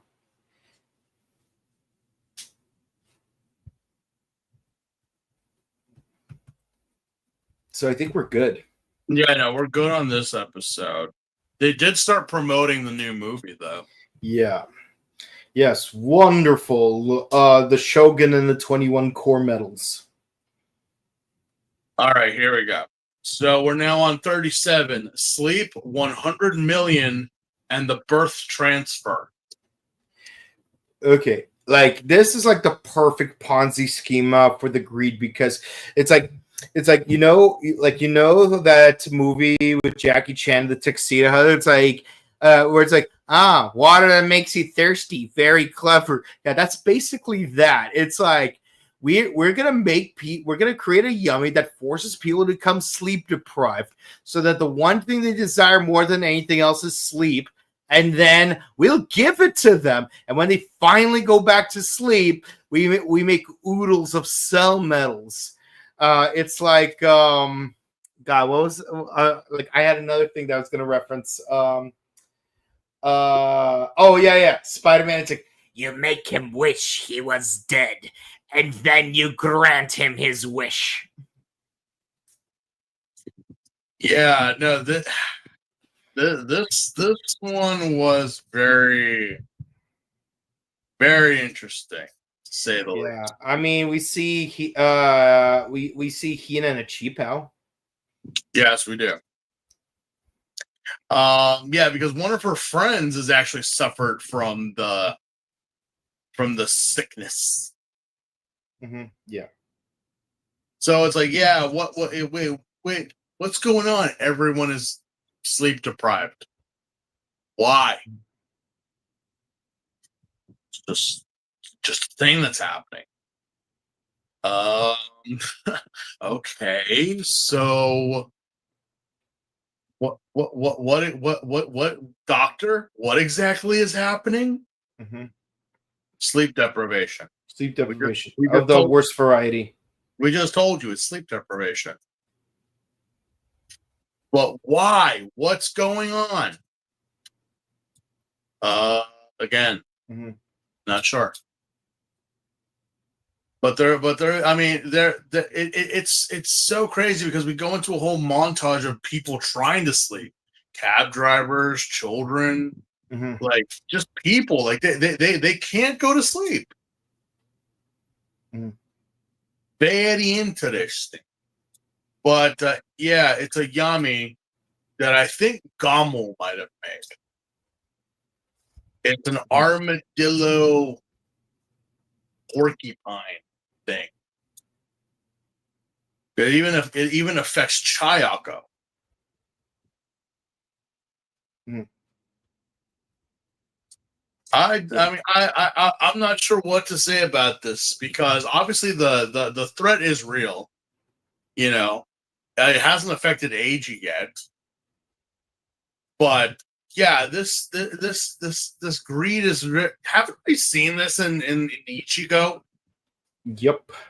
We have seen this in Ichigo, right? Yep. There was a porcupine, like armadillo or something like that.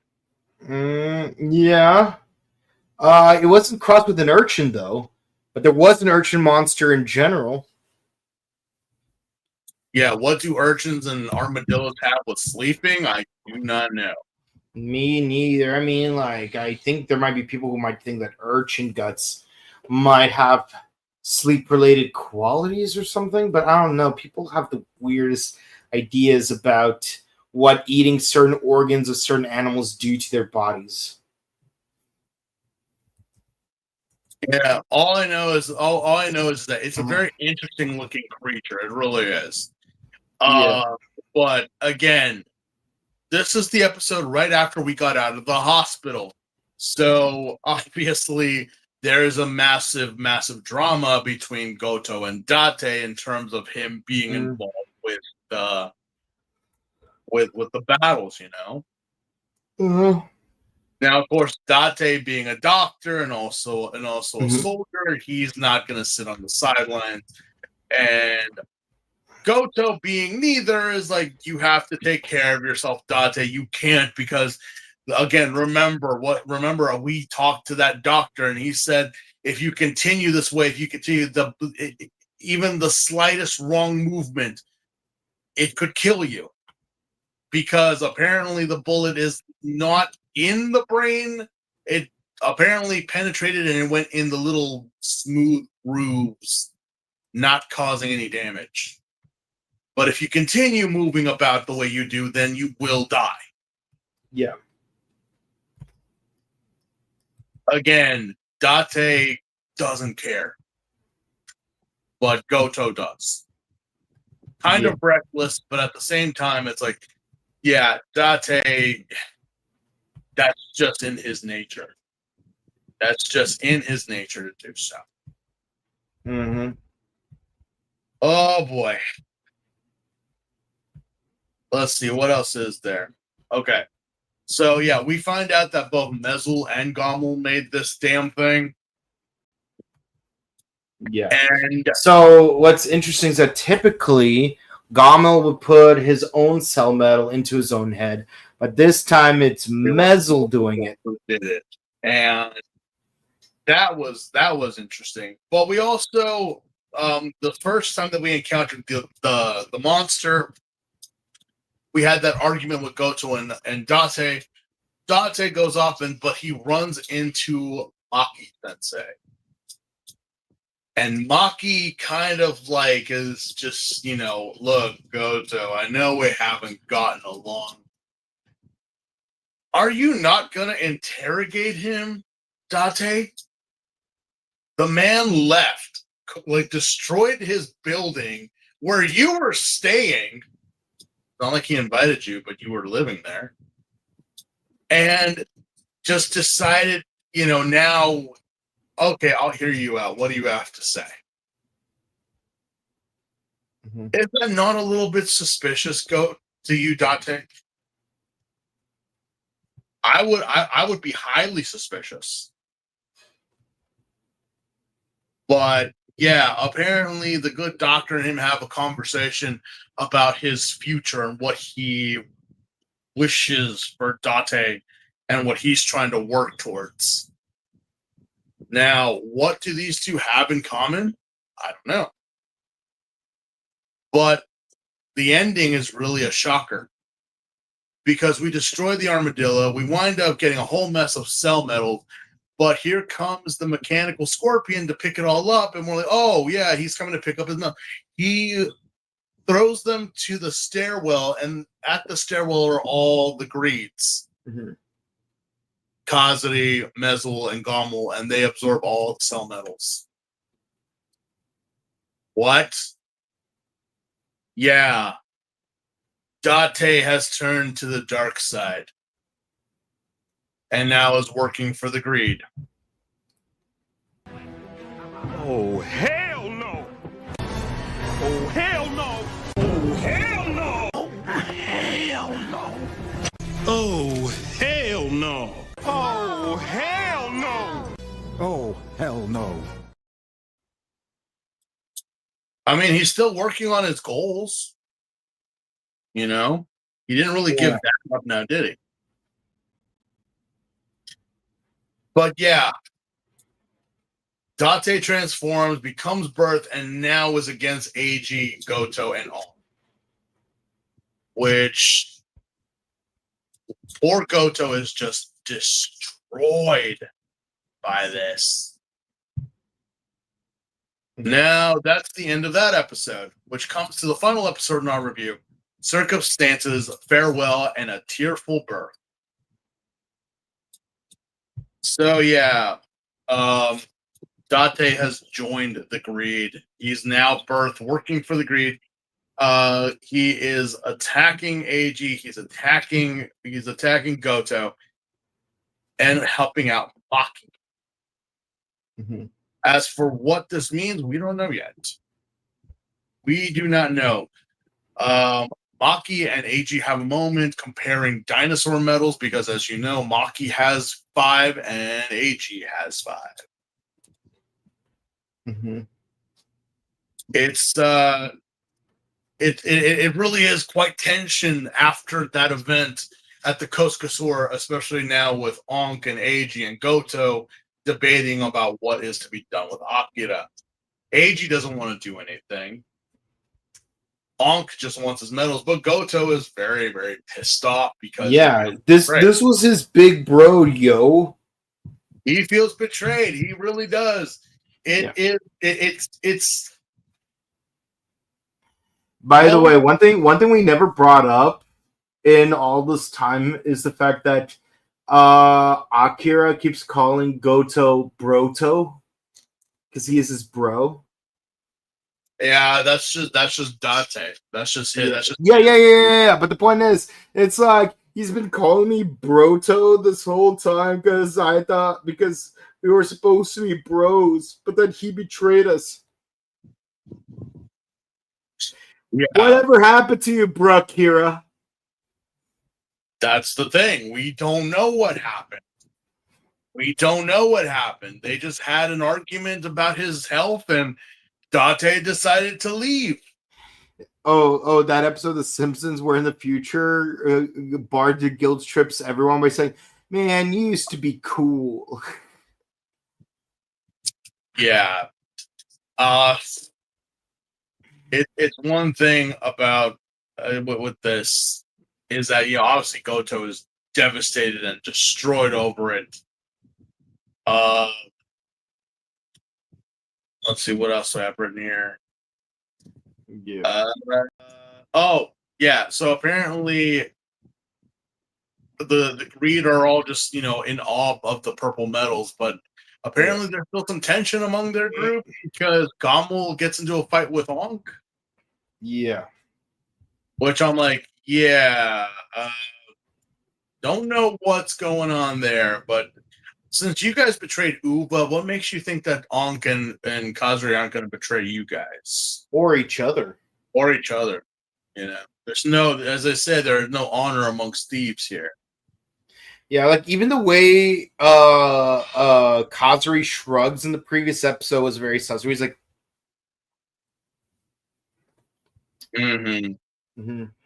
yeah. Well, let's see here. Let's see. So the money. Yeah. Dr. Maki promises to deposit 50 million yen in advance if he pulls a job for him, and then give him an additional what's it called? An additional 50 million once the job is complete. And the job being destroy O's and Ankh. But why does Akira want this money? That's the 100 million yen question now, isn't it? Well, they kind of do actually say so. Yeah. It's that Akira reveals that he wants the money for his surgery. Yeah, and then they use the remainder to build hospitals in third world countries. So there is a way to save Date. It's just, but again, it's a high risk operation, and no Japanese doctor wants to perform that surgery because of how risky it is. Yeah. So Big Bro Date is literally putting his life in the hands of the devil right now. Because Maki's gonna pay him. But who could perform the surgery? Well, Maki is a genius. Either or, you get rid of one rider, or you get your money back, I guess. But yeah, tensions are really high right now. Yeah. So, but yeah. Well, it's really good that prior to like this final fight scene in the warehouse, Goto does read the schematics for the birth system, because the two bros are like holding each other at birth buster point, and it's like. And then it's like, and then fake out. Turns out Akira was going against Maki the whole time. But then it's like, you forget to realize, but the birth system has a detonator built into it. Watch. And then he tries to pull a Hiro Yui tactic, but it's like you thought you were Hiro Yui, but you're actually Heath Ledger's Joker the whole time, because turns out Goto intercepted the signal and deactivated the explosive. Yeah, he did. Which is also kind of crazy, because I'm like, so when did you have time to disable the schematic or the device in the belt? Well, I think it's more like he built his own separate signal. Yeah, it's like, or you block the signal, I guess. Yeah. But either or, it's like, yeah, it didn't really do well because the greed run interference, and well, they blow Akira Date about a football field away in an explosion. Yeah. And of course, Eiji runs interference with Sagojo. That really doesn't go anywhere. Yeah, this is the fourth time we see Saigorzo. That's crazy. Yeah, not so much. And I was like, well, Saigorzo now is able to walk around and do what he can. So, but you couldn't do that. And again, like he uses it's like because of like all of the random combos, you don't really realize how scarcely he uses full combos. So like in the original run, I would not have known that this was only his fourth time using Saigorzo, because I would have figured by that point he would have used it like at least, I don't know, 9 times. Because again, it's not like the overpowered Gatsukirba where we need an excuse to like not use it, and it's not like he lost access to all 3 Saigorzo medals very often. Yeah, no, but yeah, again, I'm surprised that Sargoza wasn't able to take any of them out, especially since that's a full combo, and these guys aren't even at 50%. Yeah.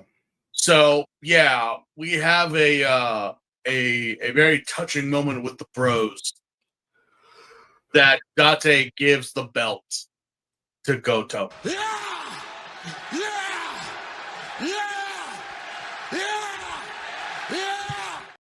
Yep, the time has come. Yeah, he taps him in. He taps Goto Boy in. Yeah, and I love the way that like you hear the theme song, the character song, Reverse Rebirth play as soon as and in the distance, like and that's like wavering, like burning air. You know how like how air has like this visual distortion because of like because of the carbon dioxide emitted from like fire. Yeah. So yeah, it's like the way he walks out of that corner. Oh my god, it is so good. And then like mad, he was furious. Yeah, and like you could hear the background, like Goto's and Akira's voice going, "Doshite kokoro ni shita ga wa nai, akirameru ryu nai hazu, yume no hora ga ora wo tsurashita ma, kiete yuku sora wo tada miyota, don't look back, oso surugiru koto nanta nai, nakete maderu omoi dakara, now change your life." He transforms into birth, what was supposed to happen since day 1.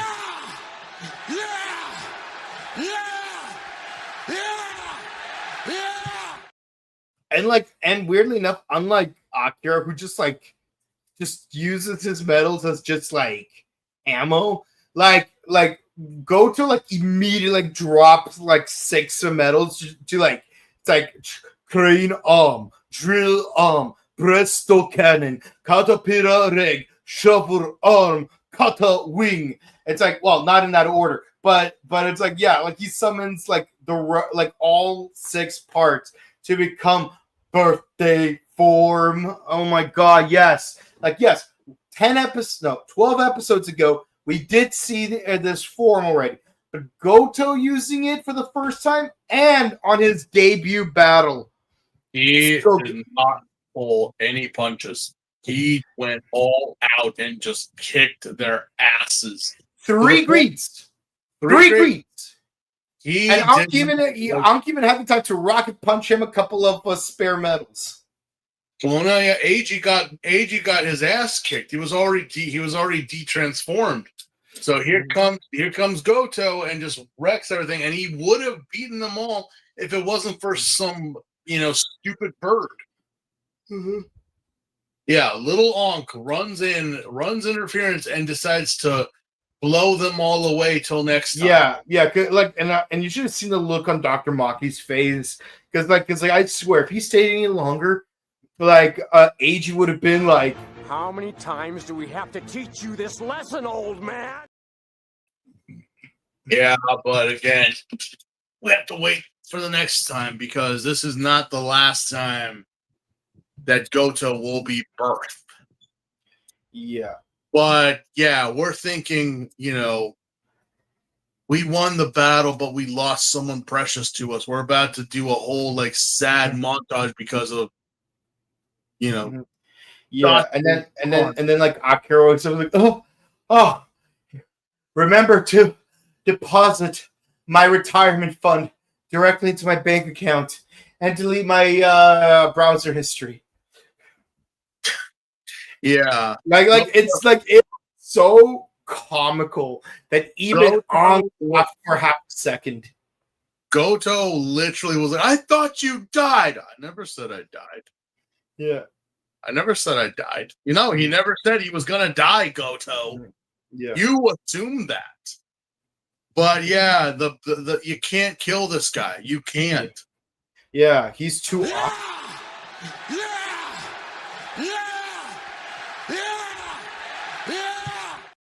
Yeah. So yeah, Kogan's like, yeah, well, it's a shame you did not complete your mission before you had to leave, but here's your hazard pay. And here's your near-death fee.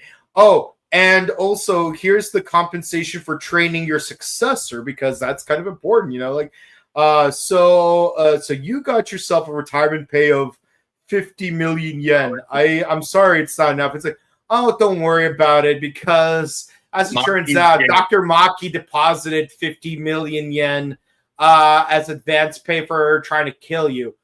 And yeah, I already have that money. So with this money, that adds up to 100 million yen. And so like, Sanachi, you totally played the both of us, and it was awesome. You have completed your goal. And even grabs Erica's hands and puts them together, like bruh, look at the shipping right here. Personally, I'm more of an Akira Chiyako guy, but that's just my personal shipping preference. Yeah, but yeah, that we finally cut to Date and everyone being at Narita Airport, because that is Narita Airport. I have been there.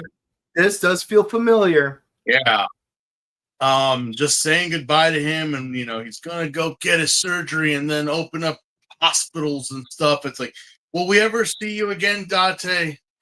Yeah, maybe in the last 2 or 3 episodes. Who knows? Only time will tell when we get to see Spaceballs 2, The Search for More Money. Yeah. That is an actual thing. And thank God it is. Yes. But yeah, that is it, people. Oh yeah, and Goto's like, I'm sorry I could not see you off. But if I stayed, I would not be able to say goodbyes properly. And you probably would not have the strength to leave. I'm like, wait, this feels so familiar. It's like Biff Tannen's like, where have I seen this before? It's like I've seen this 40 years ago. Which is appropriate because Back to the Future is 40 years old this year. Yeah, this is literally the whole thing. Like, well, not the end of Kamen Rider, but it's like Ichimonji leaving to South America. Yeah, Ichimonji twice. We had that twice. So and now we have it a third time. Mm-hmm. But that is it, ladies and gentlemen. That is the review for these 6 episodes. And what a fucking ride that was.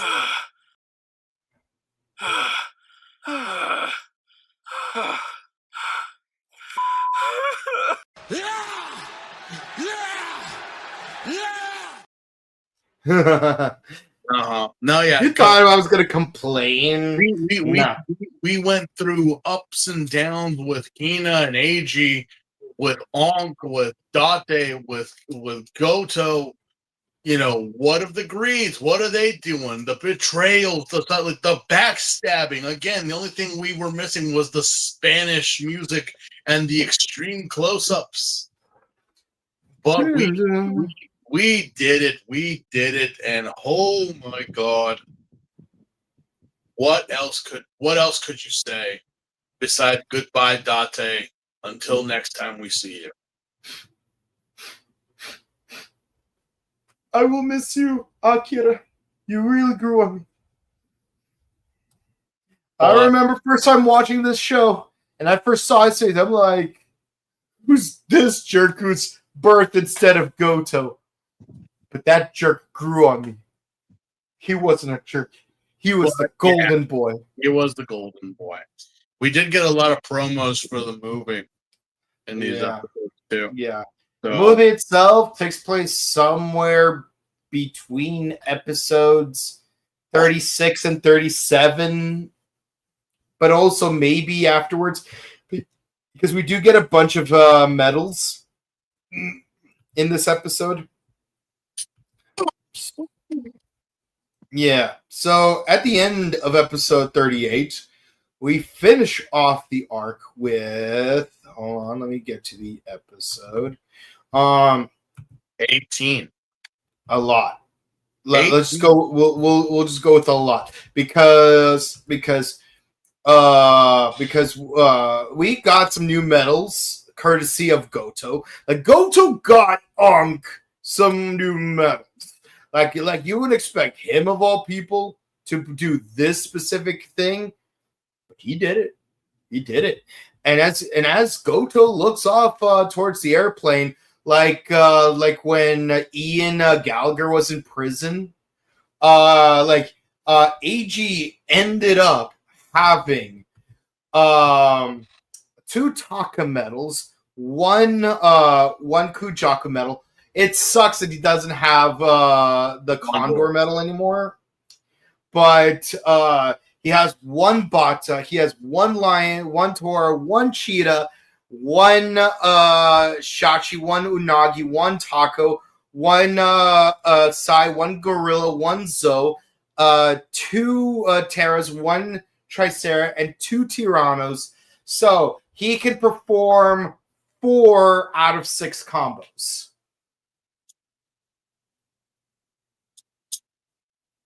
That is a feat, but he still needs to get them all. Yeah. You know, he still needs 2 green ones and 1 red one to get a full set of 18. Me, on the other hand, I have 24. You, on the other hand, have way more than that. Yeah. But that is it. What can we say about these episodes? You can obviously skip the first 2. Yeah, it's basically filler. Even the critical moments at the end of episode 34 where Ankh is holding on to that axe. Let's be honest, you could have put that in episode 32 and it would have made, and that way you have the weight of that scene without losing anything significant. Instead we got Hina just trying to but you know, I mean, it does. I mean, other than just this kind of, it seemed like the torch for Birth was slowly getting passed to Goto. That could have been anywhere else but in these episodes. Yeah. Even Akira retiring could have been episode 26 when we first see the thing, and we could say oh, well, I have a few days before my plane has to take off, so there's enough time left over for me to film this movie for President Kogami to celebrate the 40th anniversary of Kamen Rider. Yeah. But also, if you really think about it, going back to those 2 episodes, they should have made Akira and Goto the Kamen Riders instead of AG, because they would have had a really nice Hongo Ichimonji thing going between the 2 of them. Yeah, but only AG could be Hongo. Yeah. But can you imagine Akira Date in a blazer? I think he does do that. I mean, in Juoger, maybe. I know that. Well, after those episodes, the 2-part Hina episodes actually did give us some weight and some drama. Yeah, and we get some development that Izumi is still in there somewhere. Izumi's still alive. Hina is making a choice of life, and obviously Date is making a choice of life because of his condition. So if I were to say if there's a ranking, first 2 would be a 5. Not really necessary to watch. Not really much went on. The Hina parts were obviously, they were all over the place, but they did matter. So those were 8s. And then these final 2 episodes, focusing more on the on the bromance that is Date and Goto and the passing of the torch. those were obviously the story is like a solid 10. Because again, we're not focusing on Eiji or Anker, and then yes, the greeds, but it's all about Akira and Goto.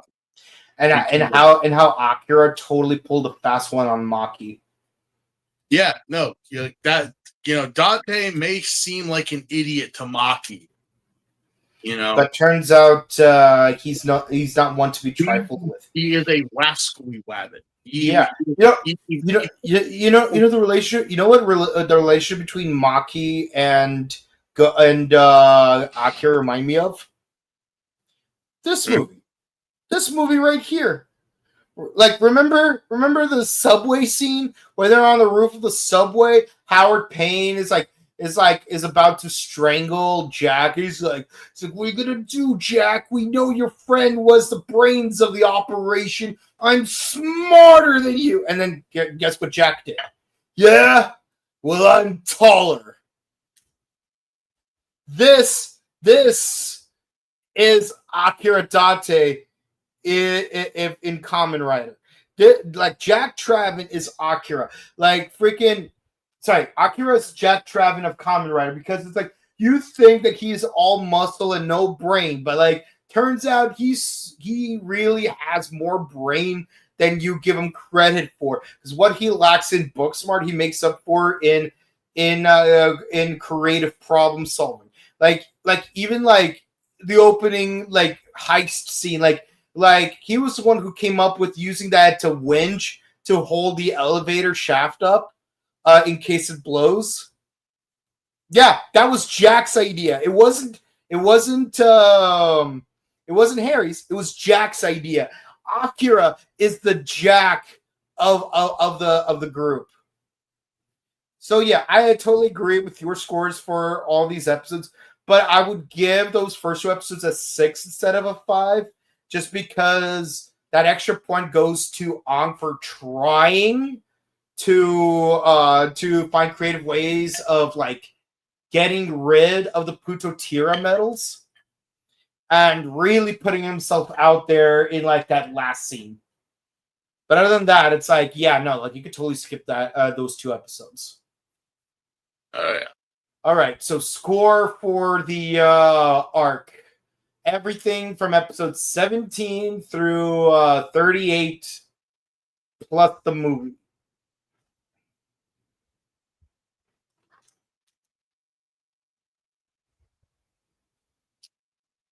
It has to be a 9.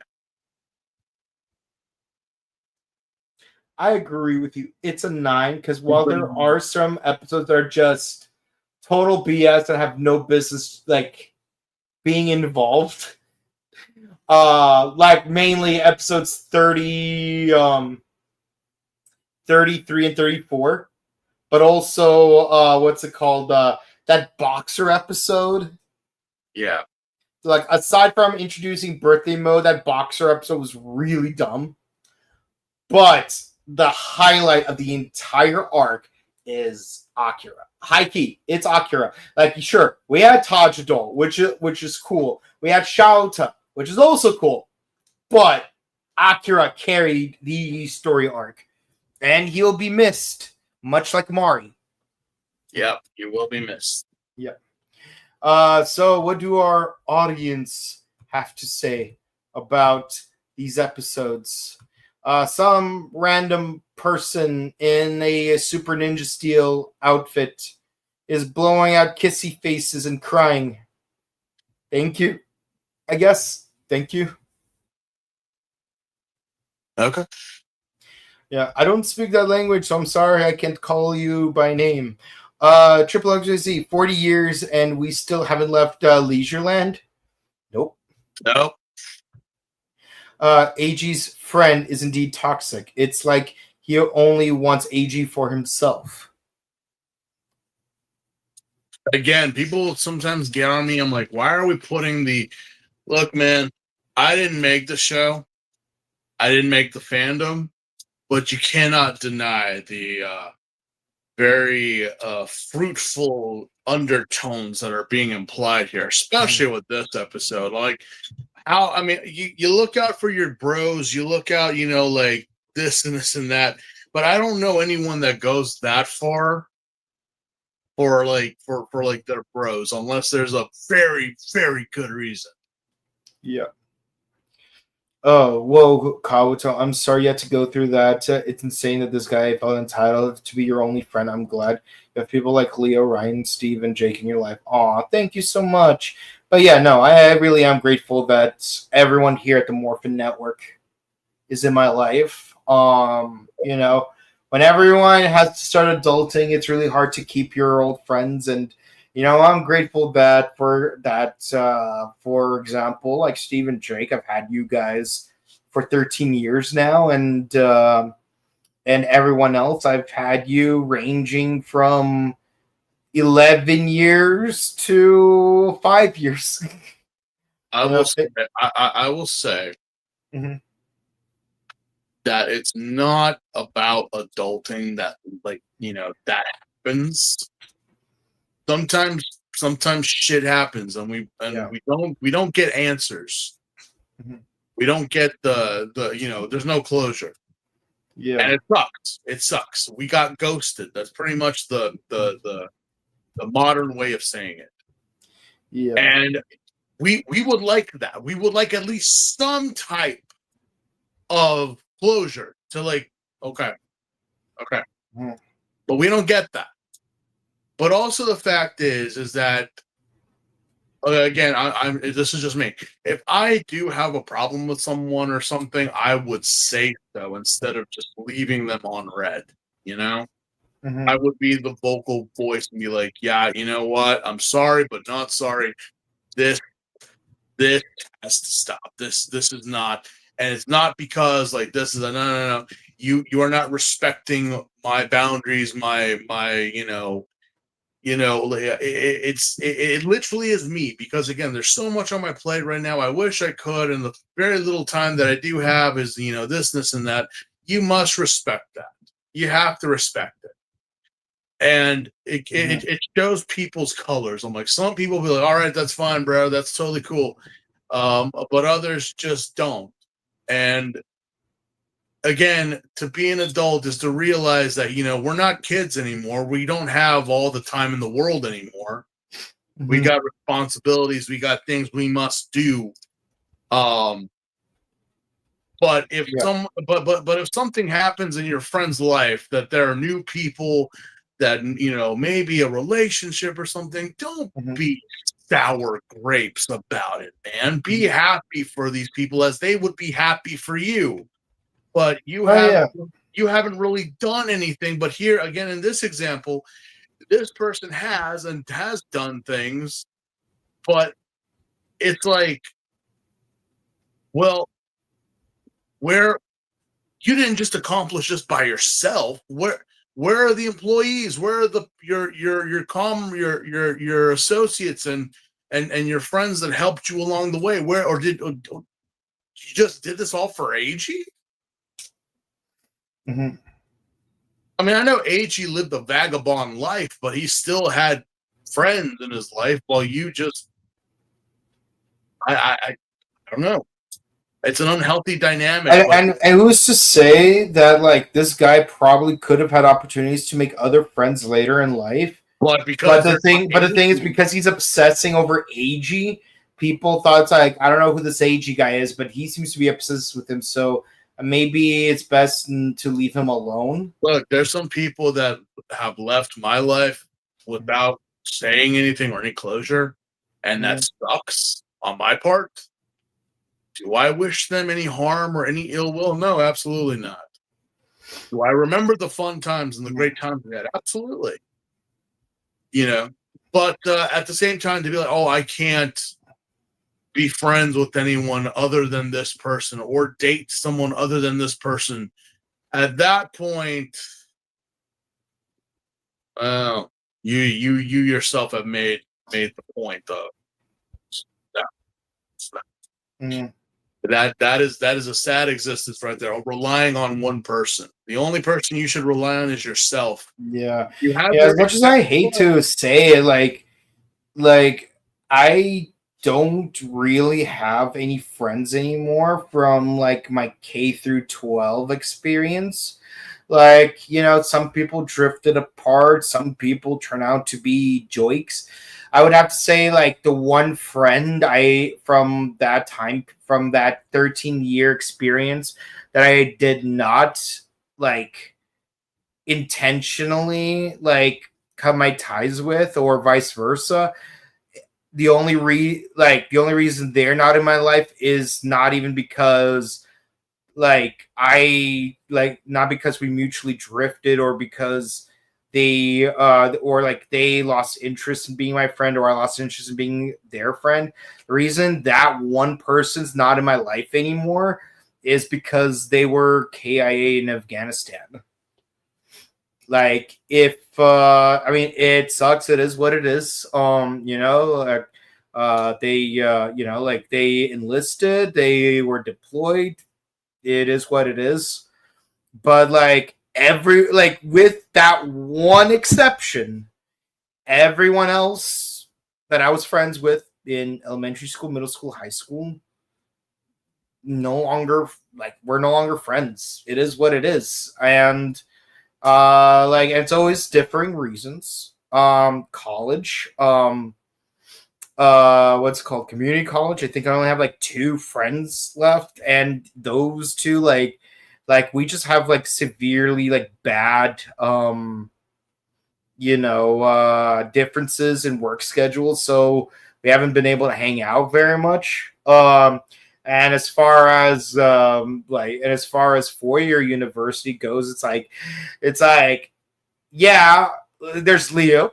Okay, love Leo, but like everyone else from the Morphin squad, even though they did go to the same university, I never actually met them until after I finished, so they don't count as college friends. They're just friends who happen to have went to the same college.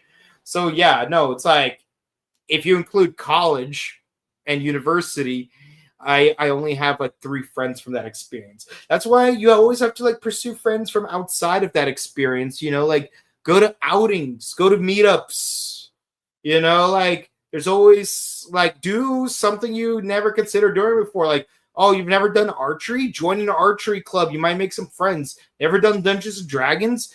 Go to a D&D club. You might make some friends.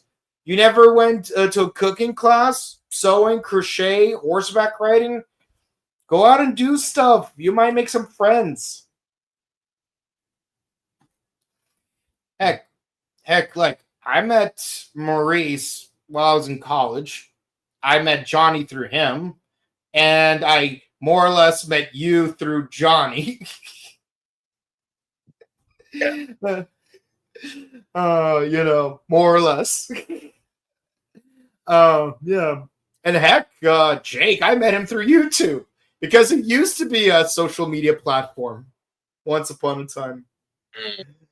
Yeah. So the friends that you do keep after years, it's interesting how the circumstance allow you to stay friends. Now it's really crazy that the currently 2 longest friends I currently have, they're from out of town, and I only see them one of them I only see during conventions, and the other is we met at a convention formally. Yeah. It is what it is. But yeah, don't be obsessing, don't be a pick me and stuff like that. Final comment on my poor Akira, the doctor needs a doctor. Yeah.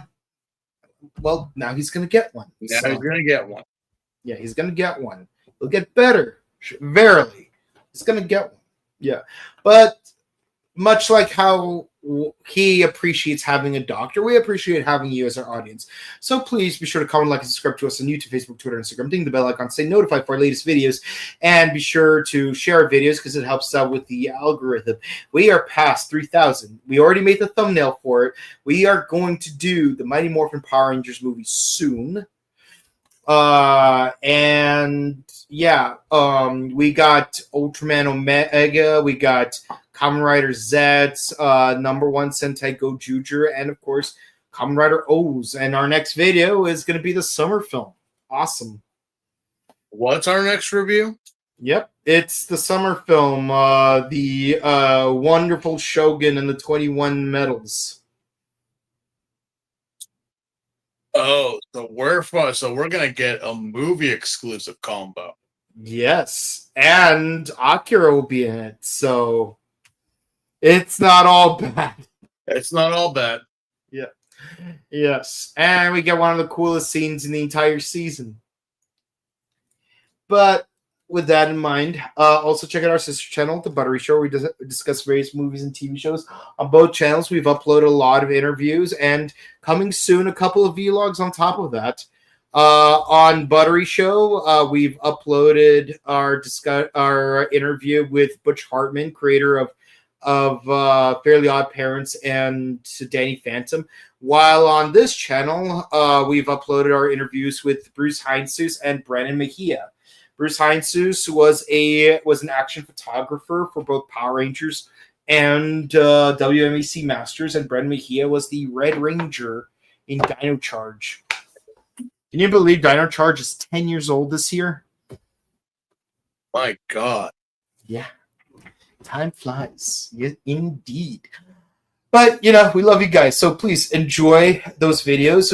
We're going to have more interviews on both channels up and running later this week. So please enjoy. And definitely we have 2 more vlogs queued up within the third one we're going to film later this week. So, have fun, everyone. If you want to follow our personal content, where can the people find you? Just on IG. Thank you so much, guys. You can find me on Instagram at Boken_Kabuto and on Twitch at twitch.tv/BokenKabuto. With all that said, guys, thank you so much. We love you. You're amazing. Stay safe, stay hydrated. Make sure you regularly visit your doctors for any nasty protrusions that might be coming in through your body, whether it's your skull, your foot, your hand. Yeah, can you believe can you imagine a Ninja Turtles versus Daredevil crossover? Ugh. The hand meets the foot. All right, guys. We love you. See ya. Good night.